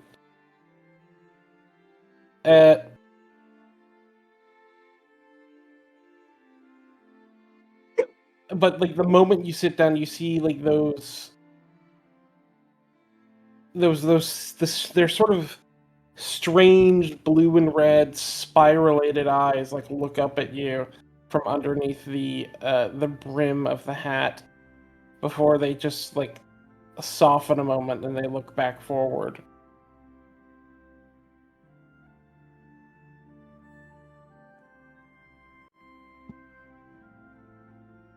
You'd see Octavian sort of eating with one hand, and the other he's got paper, like parchment, ink, and you can see he's sketching, like drawing out the layout of what he remembers from the swamp, and he's trying to work out. He's been very tactical at this moment. It's very much his military aspect coming through, trying to draw up like battle plans almost. I'm trying to run scenarios.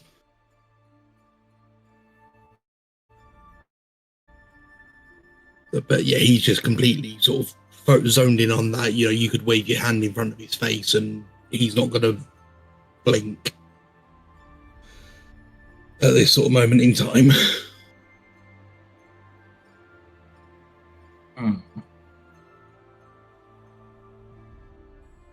It seems like the party are all pretty distracted in one way or another. And someone will need to break the ice. And at this point, I'm imagining Greed will probably look amongst the group and be just like, why the long faces? What did I miss? As they sip some wine.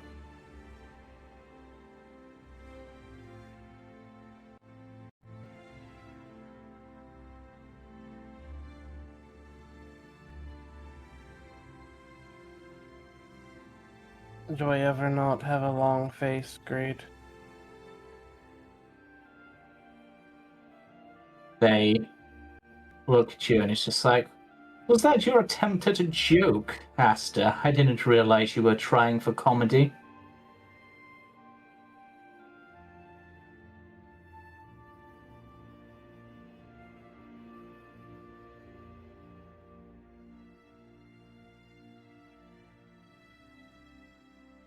Not particularly.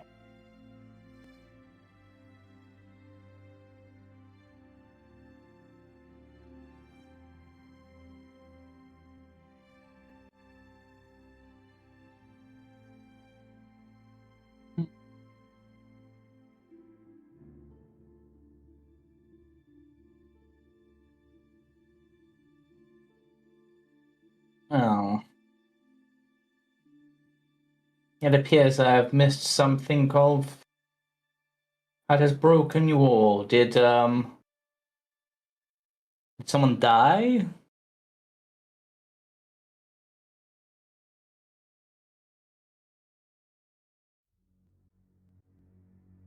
No.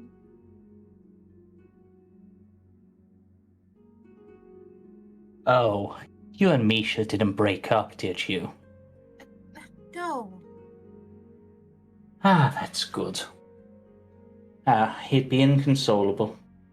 We've come at an impasse. We are divided on a decision.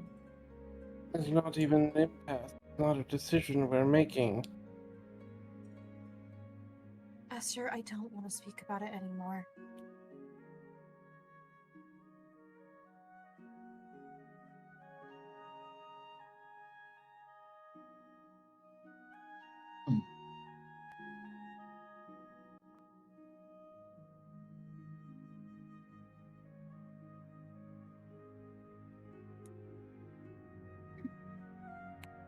Octavian will sort of finally put the petty quill down and just sort of very loosely feel greeting on what happened.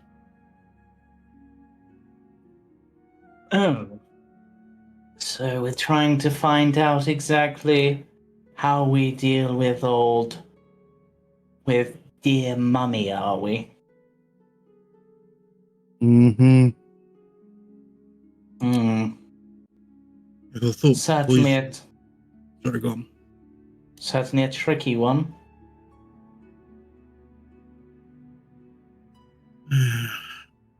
Just unsure on what route to take.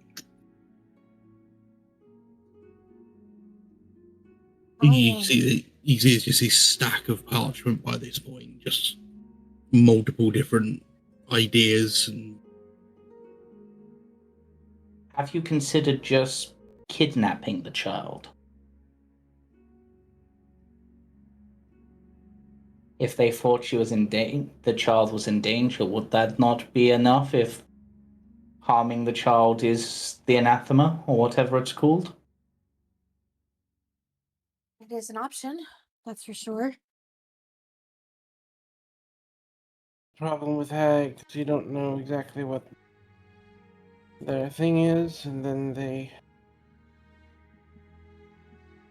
cause you headaches. True. You don't even know if the child is related to their anathema. It's just a theory. Also true. Though, if you wanted to come across as harming them without actually harming them. No, actually, no, that just makes you resistant. It doesn't make you immune, does it? If we could find a way to, say, make them immune to fire, I could chuck a fireball in there and, nothing happens to the child, but everything might happen to her. But again, as you said, we don't know for certain. I thought we were I thought we were here to recover before we go see that mad fellow. That's what I thought Unless as we're well. going to be the mad fellows and dive into the lake. when Greed says about throwing the fireball, David will just sort of drop his fork and go, I've had an idea. Her heart. Yes. I'd need to run a theory. But would you argue that her heart is a plant creature? Would I? Well, you can roll me a nature check based on what you that saw was very and what much you've heard. that was very much a hint of can I do this? I will guidance this as well. Let me have a look. 21. So, because of its nature and how it seems to rather than being perhaps parts of it were once a plant, but now it is more of a construct. However, because of its magical nature, a dispel magic might be enough to disable it. Okay, Or I something mean of that nature. that makes my next question irrelevant. What was your Um, next oh- question? Would flight oh. work? Not so much that. My next question would be, I was reading Melding to Stone, and it states a stone object or surface large enough to fully contain your body. Could you not use that to dip in and out through the floor? Well, I mean, Aster can just walk through the walls. It's just whether they have other defenses. True. It was more a case of, could I do that and then grab the kid if it is so much, and dip back through with them. Certainly possible. Or it might be possible, should I say. Not saying it definitely is, but... That was my thinking, at least. And then that would leave the hut empty for a large fireball to go off.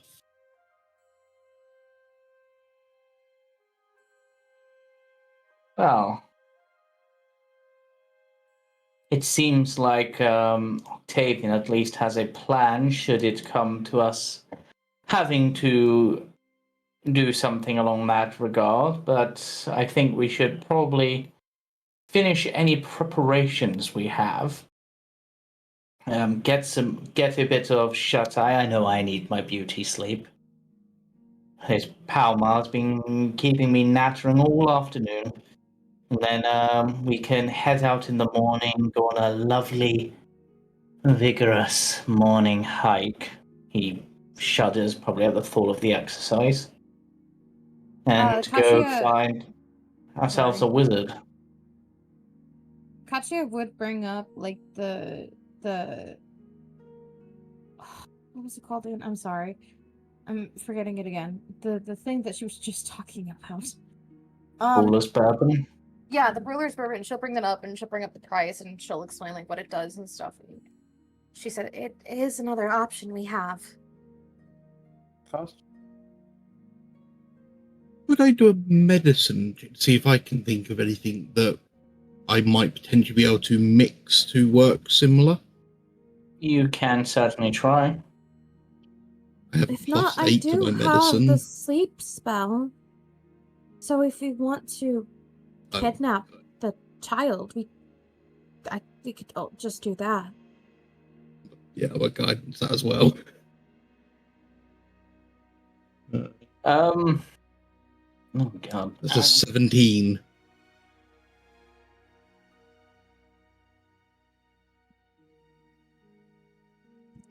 So,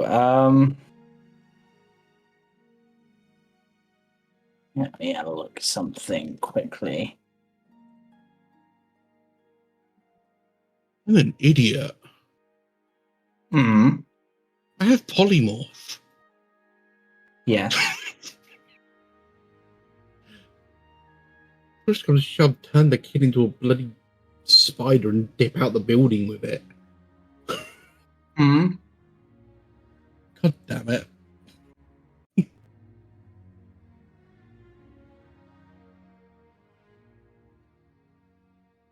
Well, either way.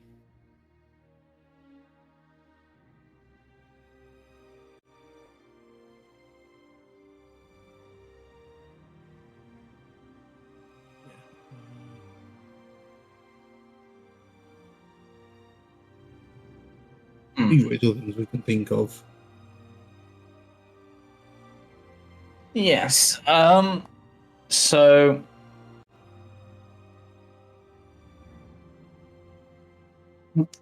You can probably definitely think of some herbs and such when combined. You probably would have even used some on your ship when people were perhaps struggling to sleep. You know, there's like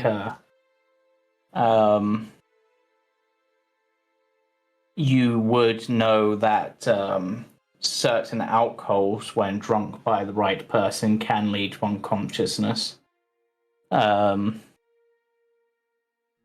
What else? You would probably need a poisoner's kit and to go looking for said poisonous ingredients, but some of them can be quite common and others quite rare, depending on what exactly you want to go for. Yeah.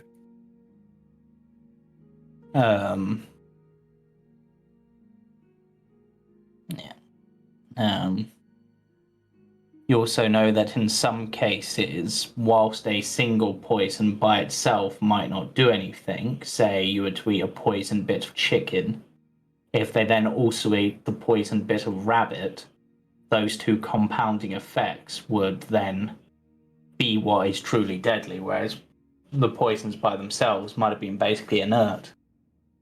Yep. So it's certainly an option. You can think of a few ways, a few ingredients.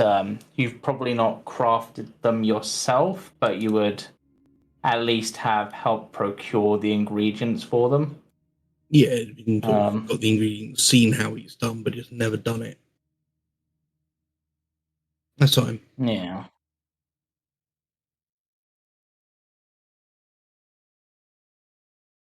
Yeah. Has anyone else got anything?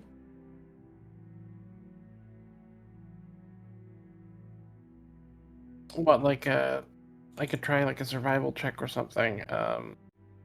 Not sure. I mean, it's in this case, it's more just: is there anything anyone wants to do before we have a long rest?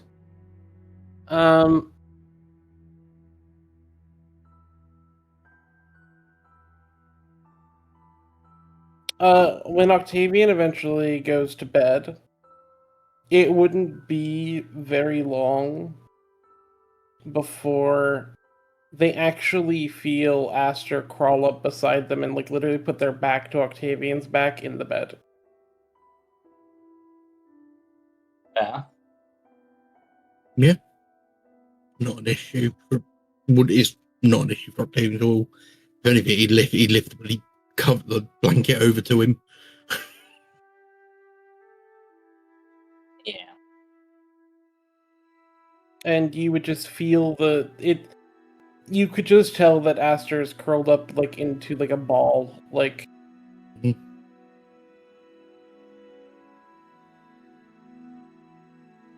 Yeah. He wouldn't really sort of say anything to Aster, but he'd sort of just almost be like talking to himself, like he would, sort of. Only explain it's almost like you would for to a child to get them to sort of relax and sleep.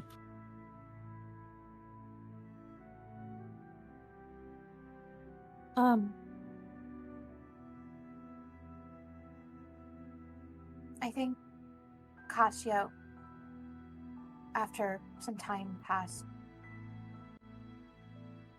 she would try to go to where Aster and Octavian are at. She'll very quietly, knock on the door and wait till, they let her in. Yeah, straight away sort of come in, still awake. Hi. I'm sorry to disturb you both. No, not at all.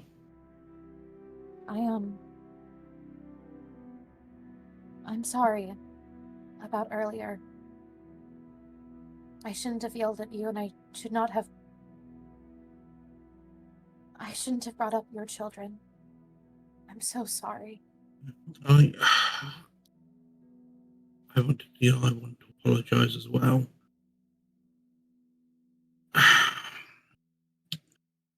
it's Octavian will sort of sit up sort of for this and sort of put his back to the bed and sort of he'll rummage about down the sort of side of the bed and pull out his pipe and light that.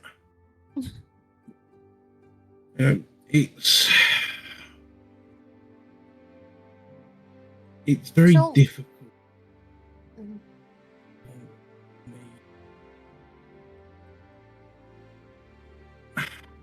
I'm still learning, even at my age. I'm not. And you can see he's stumbling over his words, trying to. He knows what he wants to say, but he's trying to work out how to say it. And you just say, where I'm from, my people, we are very well. We're a militaristic race, or a militaristic species. We're raised from almost as old as we can walk and talk in that fashion.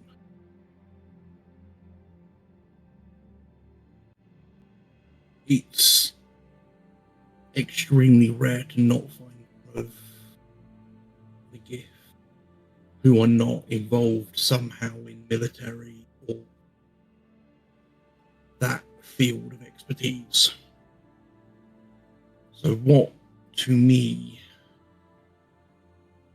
would be common sense isn't the right word, but I think I understand. Yeah, it was just how you were raised. Yes. That sort of thing was normal for you. Yes, as awful as it is. The mission comes first. I mean, you can see like Octavian's like he tears up even thinking about the potential of having to, or even of having to do this. Yeah. Earlier in the church, he was trying to be that very sort of staunch, very, this is, This is the way it is. Yeah, but that, but he, the thought of it is abhorrent to him, even with what he said on how he was raised. But it is something he would stand by if needs must. She sits down on the bed by him, and she kind of looks towards Aster's direction, but then her eyes kind of fixate on something on a wall. I'm guessing some sort of picture is probably hanging up there. And she'll go, when I was a kid,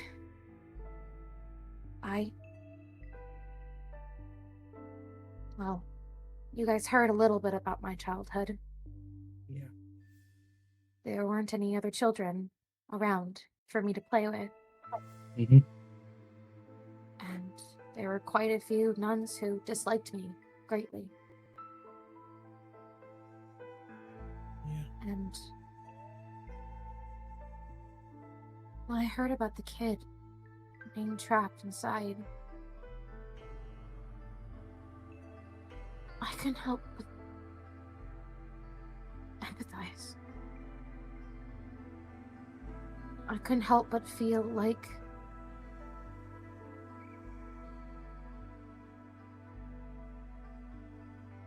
You have to do something that maybe to this help. child feels the same way that I did. Yeah.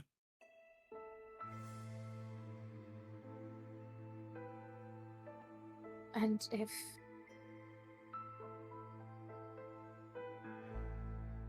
I just couldn't help but think that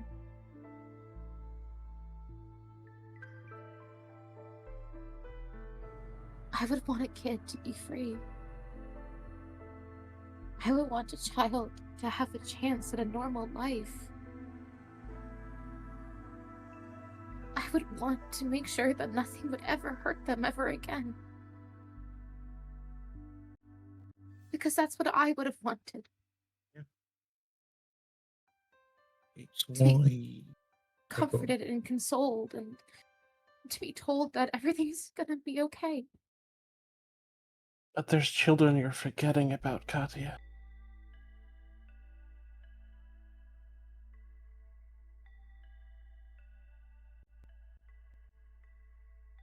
Children that have yet to exist.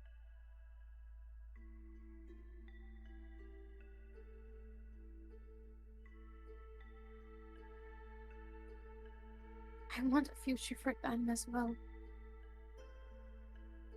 But if We're you had to living- choose, Please, don't ask me that. I could never choose. Even if it is supposed to be the right answer. Even if it's supposed to fix everything. I could never do it. and this is why we would never ask you to. I don't get to choose, Katia. I'm going to outlive all of you.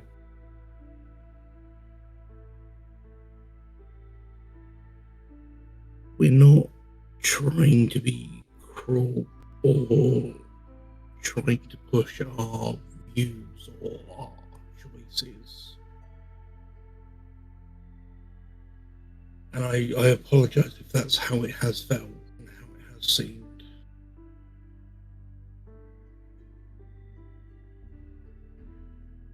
And That's I it. don't want to lose every part of you.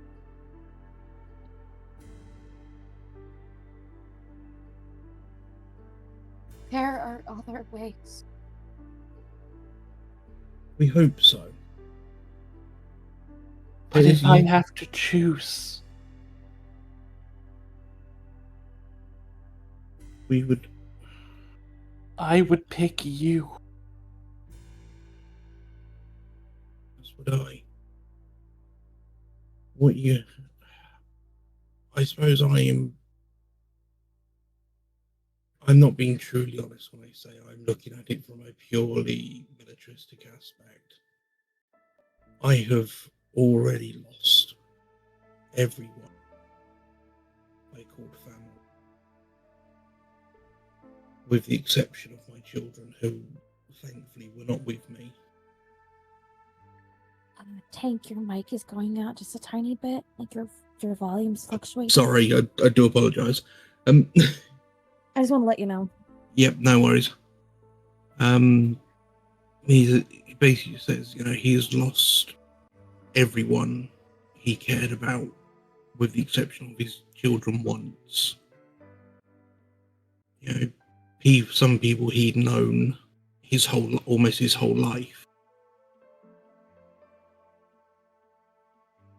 and he would do anything to not have to experience that again. And I'm going to lose everyone. However long it takes.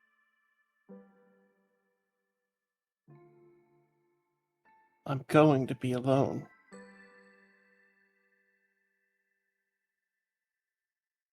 If those visions we had are to go by, you sort of look at Aster and going, I will be the last person out of us that you have time with.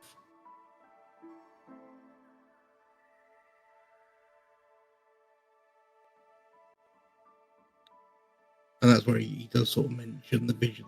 The rest of the vision that he had, the parts that he had omitted about the graves of everyone.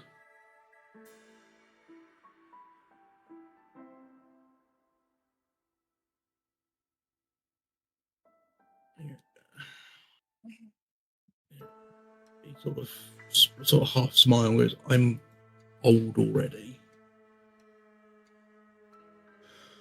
And if those visions or dreams, or you call them, are true, I have a lot longer to go. and I will eventually lose all of you. And I'm going to forget that you all sounded like. Looked. Say that.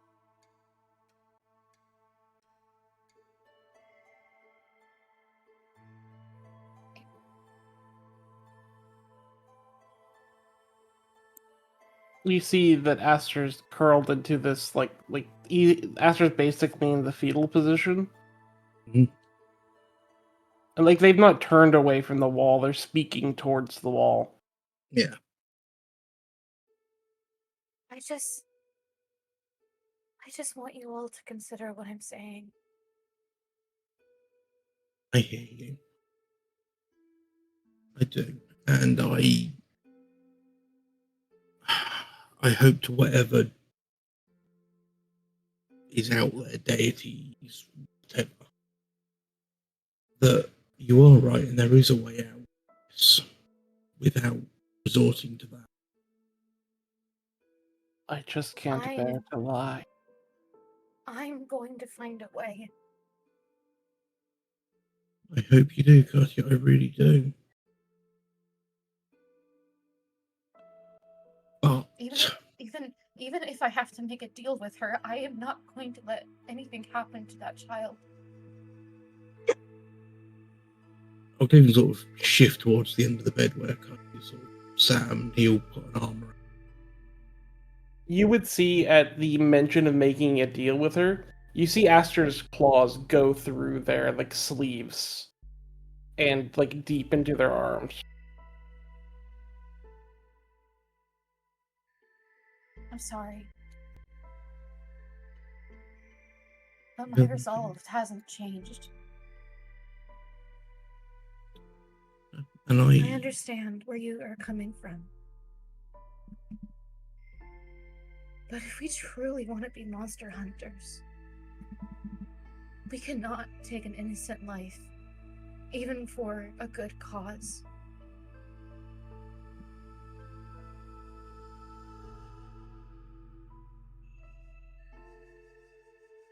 There is no good cause. As much as it's kind, but what you're describing isn't monster. What you're describing is hero. And I never claimed. Never that. So you're cutting out slightly, Sen. Yeah, I can't really understand you. What you're describing is heroes, Katia. Which is what we are.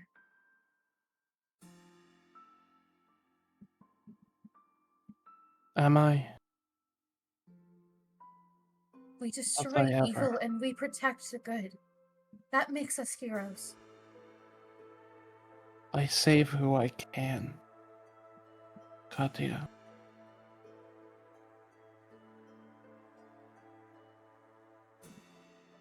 But if I can't,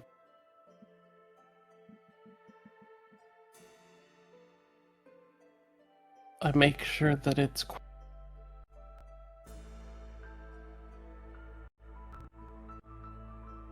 even in Death House.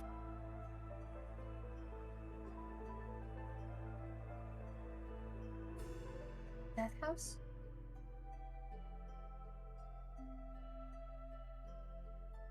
It's the house we came across when we first met each other. Ghosts of 2 children were there.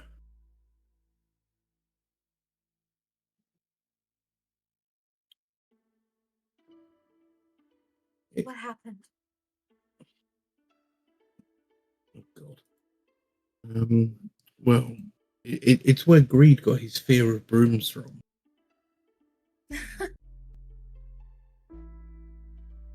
But we... At the bottom of the building, we came across a dragon chained and locked. driven mad and left undead. And no way we had to save it. Clearly it was struggling, clearly in pain. And then Aster sort of motions towards like you think you instantly like think of Tarnish as Aster sort of describes and says, and I brought my blade down because the only way to save them was to end.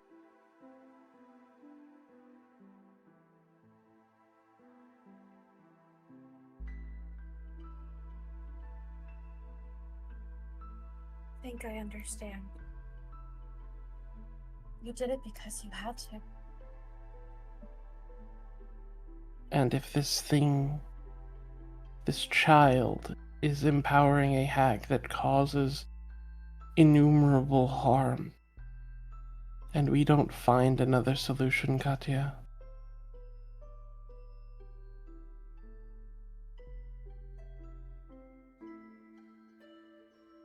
I understand. We're not saying we're gonna just go in there.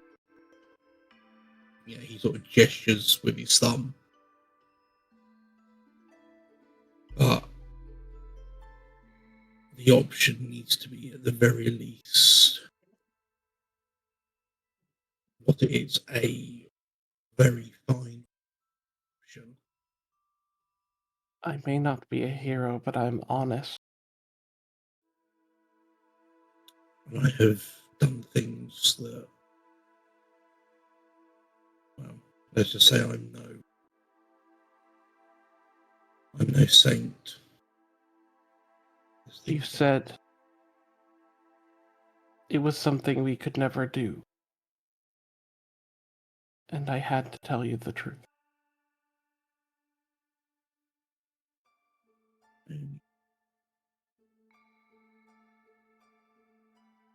I have to tell you something.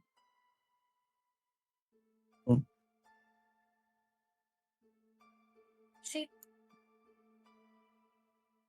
If she wasn't crying before, she is now. I promised myself that I would never hurt an innocent person ever again.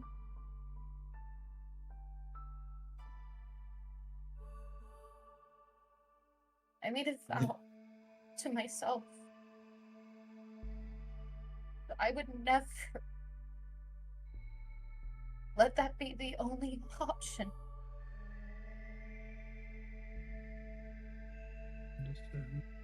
I understand. No, you don't understand. When I first met you all, I tried to warn you. I've done awful things. I've done something unforgivable.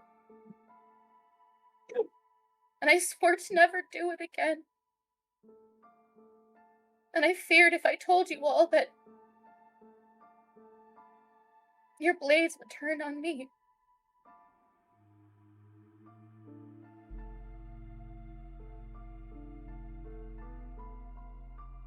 Even just sort of squeeze like Katia close to him, and he'll then put his hand into his pack and pull out the dagger that you've seen him carry.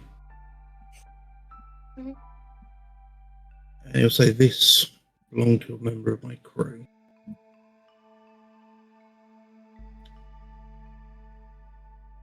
This belonged to someone who..."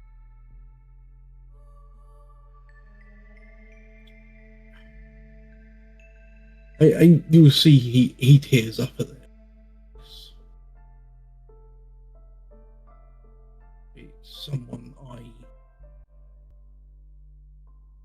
commanded his death for what he had done. And I carry this with me every day as that reminder.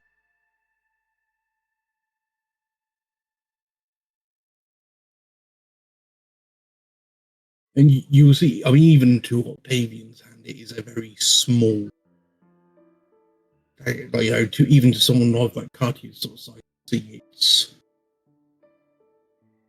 obviously meant for someone smaller. And I think you can probably put the implication together on that one without him having to say it.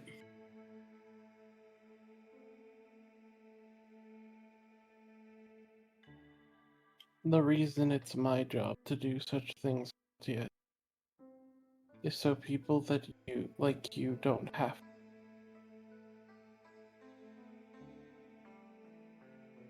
People like you don't deserve it.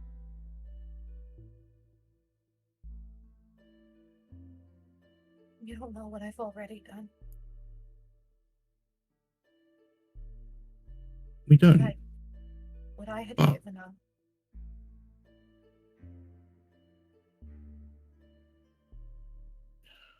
I think you all need to know. I haven't really been 100% honest with you.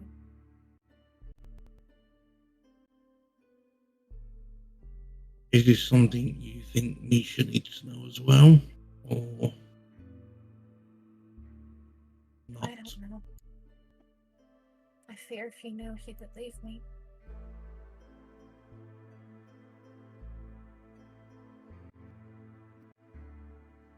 I feared if anyone knew, you would all betray me. But for some reason, it feels okay now. Who's out of all of us, myself and Aster are the least likely to judge. I am a monster far worse than any of you could ever. And I always will be.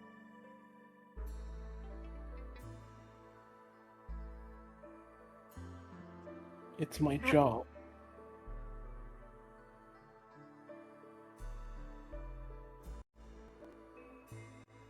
You said it was your job to take down those who would hurt innocent people. And if it came to me, that'd include myself.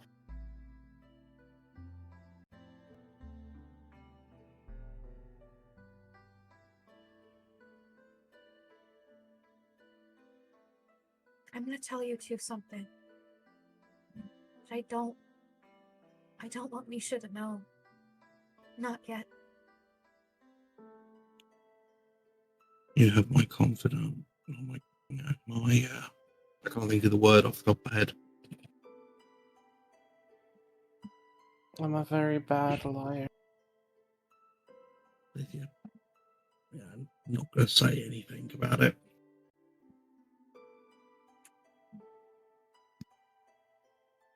I want to tell you the reason why I am truly devoted to Mother Night.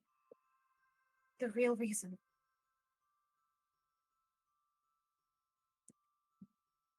When I lived in Ravenloft,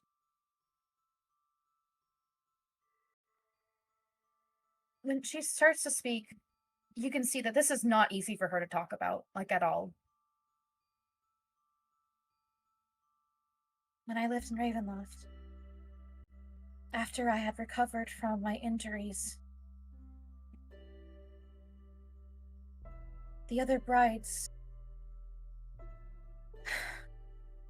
they were in charge of teaching me the ways of the castle. What is the expectations of us? How to please the master? What sort of chores and duties that we were all expected of? At first it was little stuff. Paperwork. Maybe some cleaning.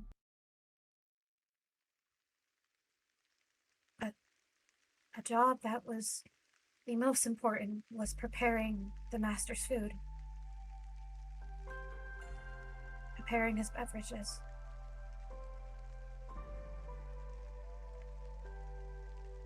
And one day, Valenta, Ludmilla, and Escher brought me down to the cellar.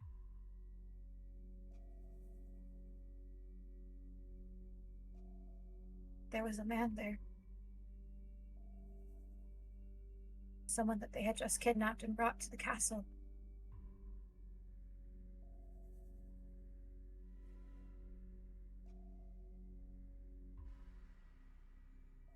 They ordered me to kill him.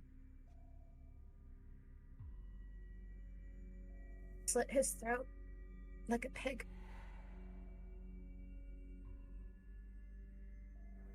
So we could get his blood for the Master.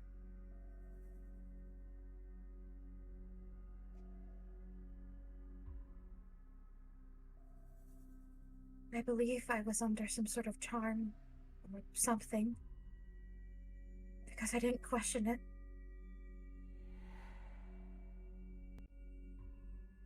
I took the knife and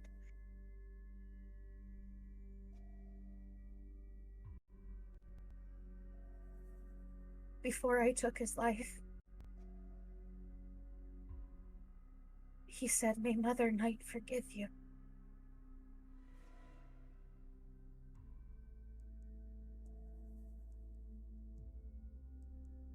And that's when I realized what I had done.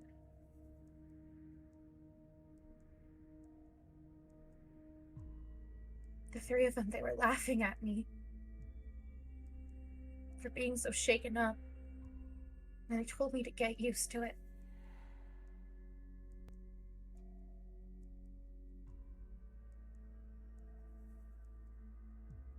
And that's when I ran. I ran as my feet could take me until I was captured.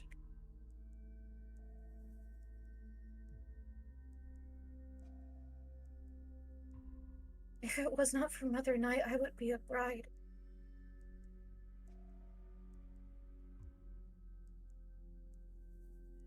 I'm sorry. I should have told you all sooner. I'm so sorry.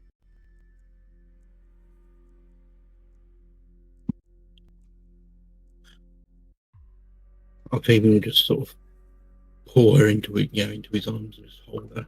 He sort of stroke her hair.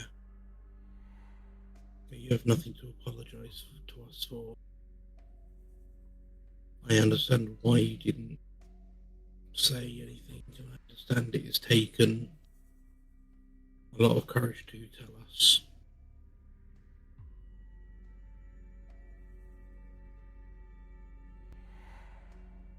She looks to Aster because out of everyone in the party, she was worried about his reaction, especially when he said that they only hurt those that would hurt an innocent life.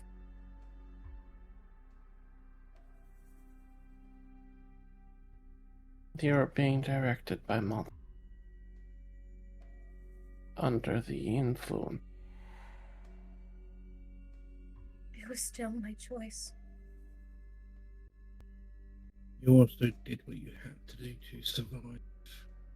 Just because it was a choice doesn't mean it wasn't under duress. The only thing I wanted was to make him happy.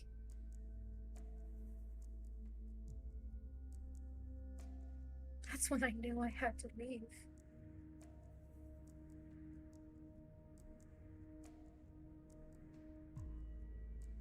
I was such an idiot.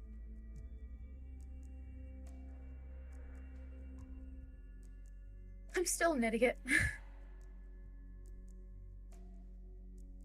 We all have our moments. People half smile.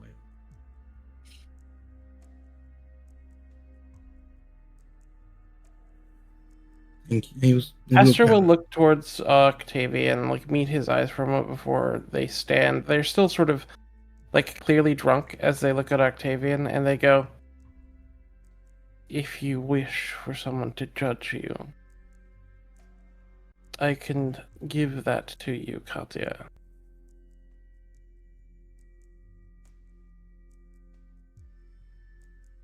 but I do not thieve. It's worthy of judgment.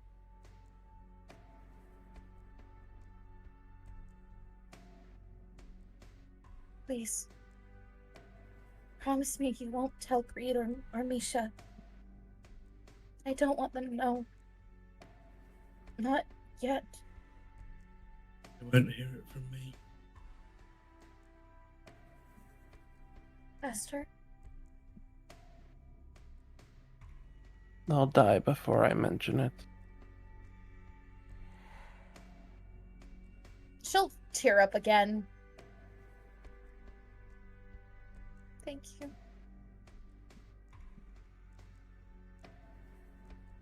Where that Octavian will stand up and go, right, you sleep there tonight, you're not staying on, you're not being on. Octavian will sort of prop himself up in the corner of a room, sort of leaning against the wall. Right. But I Misha think... Yeah. Sorry. I was going to say... No, carry on, if you've got something. She'll just mention that Misha hasn't returned from the church yet. So she appreciates the fact that they're letting them sleep with her, letting her sleep with them. There's no way I'd let you by yourself, especially after that. If there's any one of us in this group that is a good man, it is the one named Misha Lightbrand. I agree. I don't believe I deserve him. None of us do.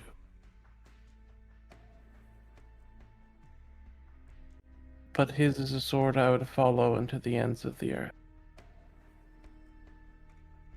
Octavian will pull the photo out of his compass and go and sort of show. So, even now, I don't think I deserve them. And it's the photo of his wife and kids. Do you think he would forgive me? I think you would see the truth of it. I'll slap him if he doesn't.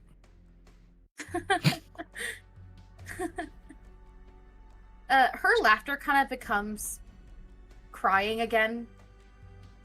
And like she'll laugh for a little bit before it turns into sobbing again. Go on, get some sleep, and you'll sort of look at Aster. His fur's surprisingly comfortable. But I think on that note, as the rest of you go to sleep, that is where we will wrap up tonight's session. Unless there's anything you wish to do, Misha, in the last few moments before we wrap up. No, not really. Misha will stay at the church. Probably fall asleep during his prayers and then wake up before the morning service. Okay. So we'll wrap up there. We had a very emotional session, I think. But Just a little. Join us again tomorrow for Icewind Dale, Friday for the Hidden Shrine, Sunday for the Icewind Trackers, Monday for the Jumping Junipers, and we'll be back next Tuesday. And Cam may or may not be back. Ooh. But bye for now. Bye. Bye.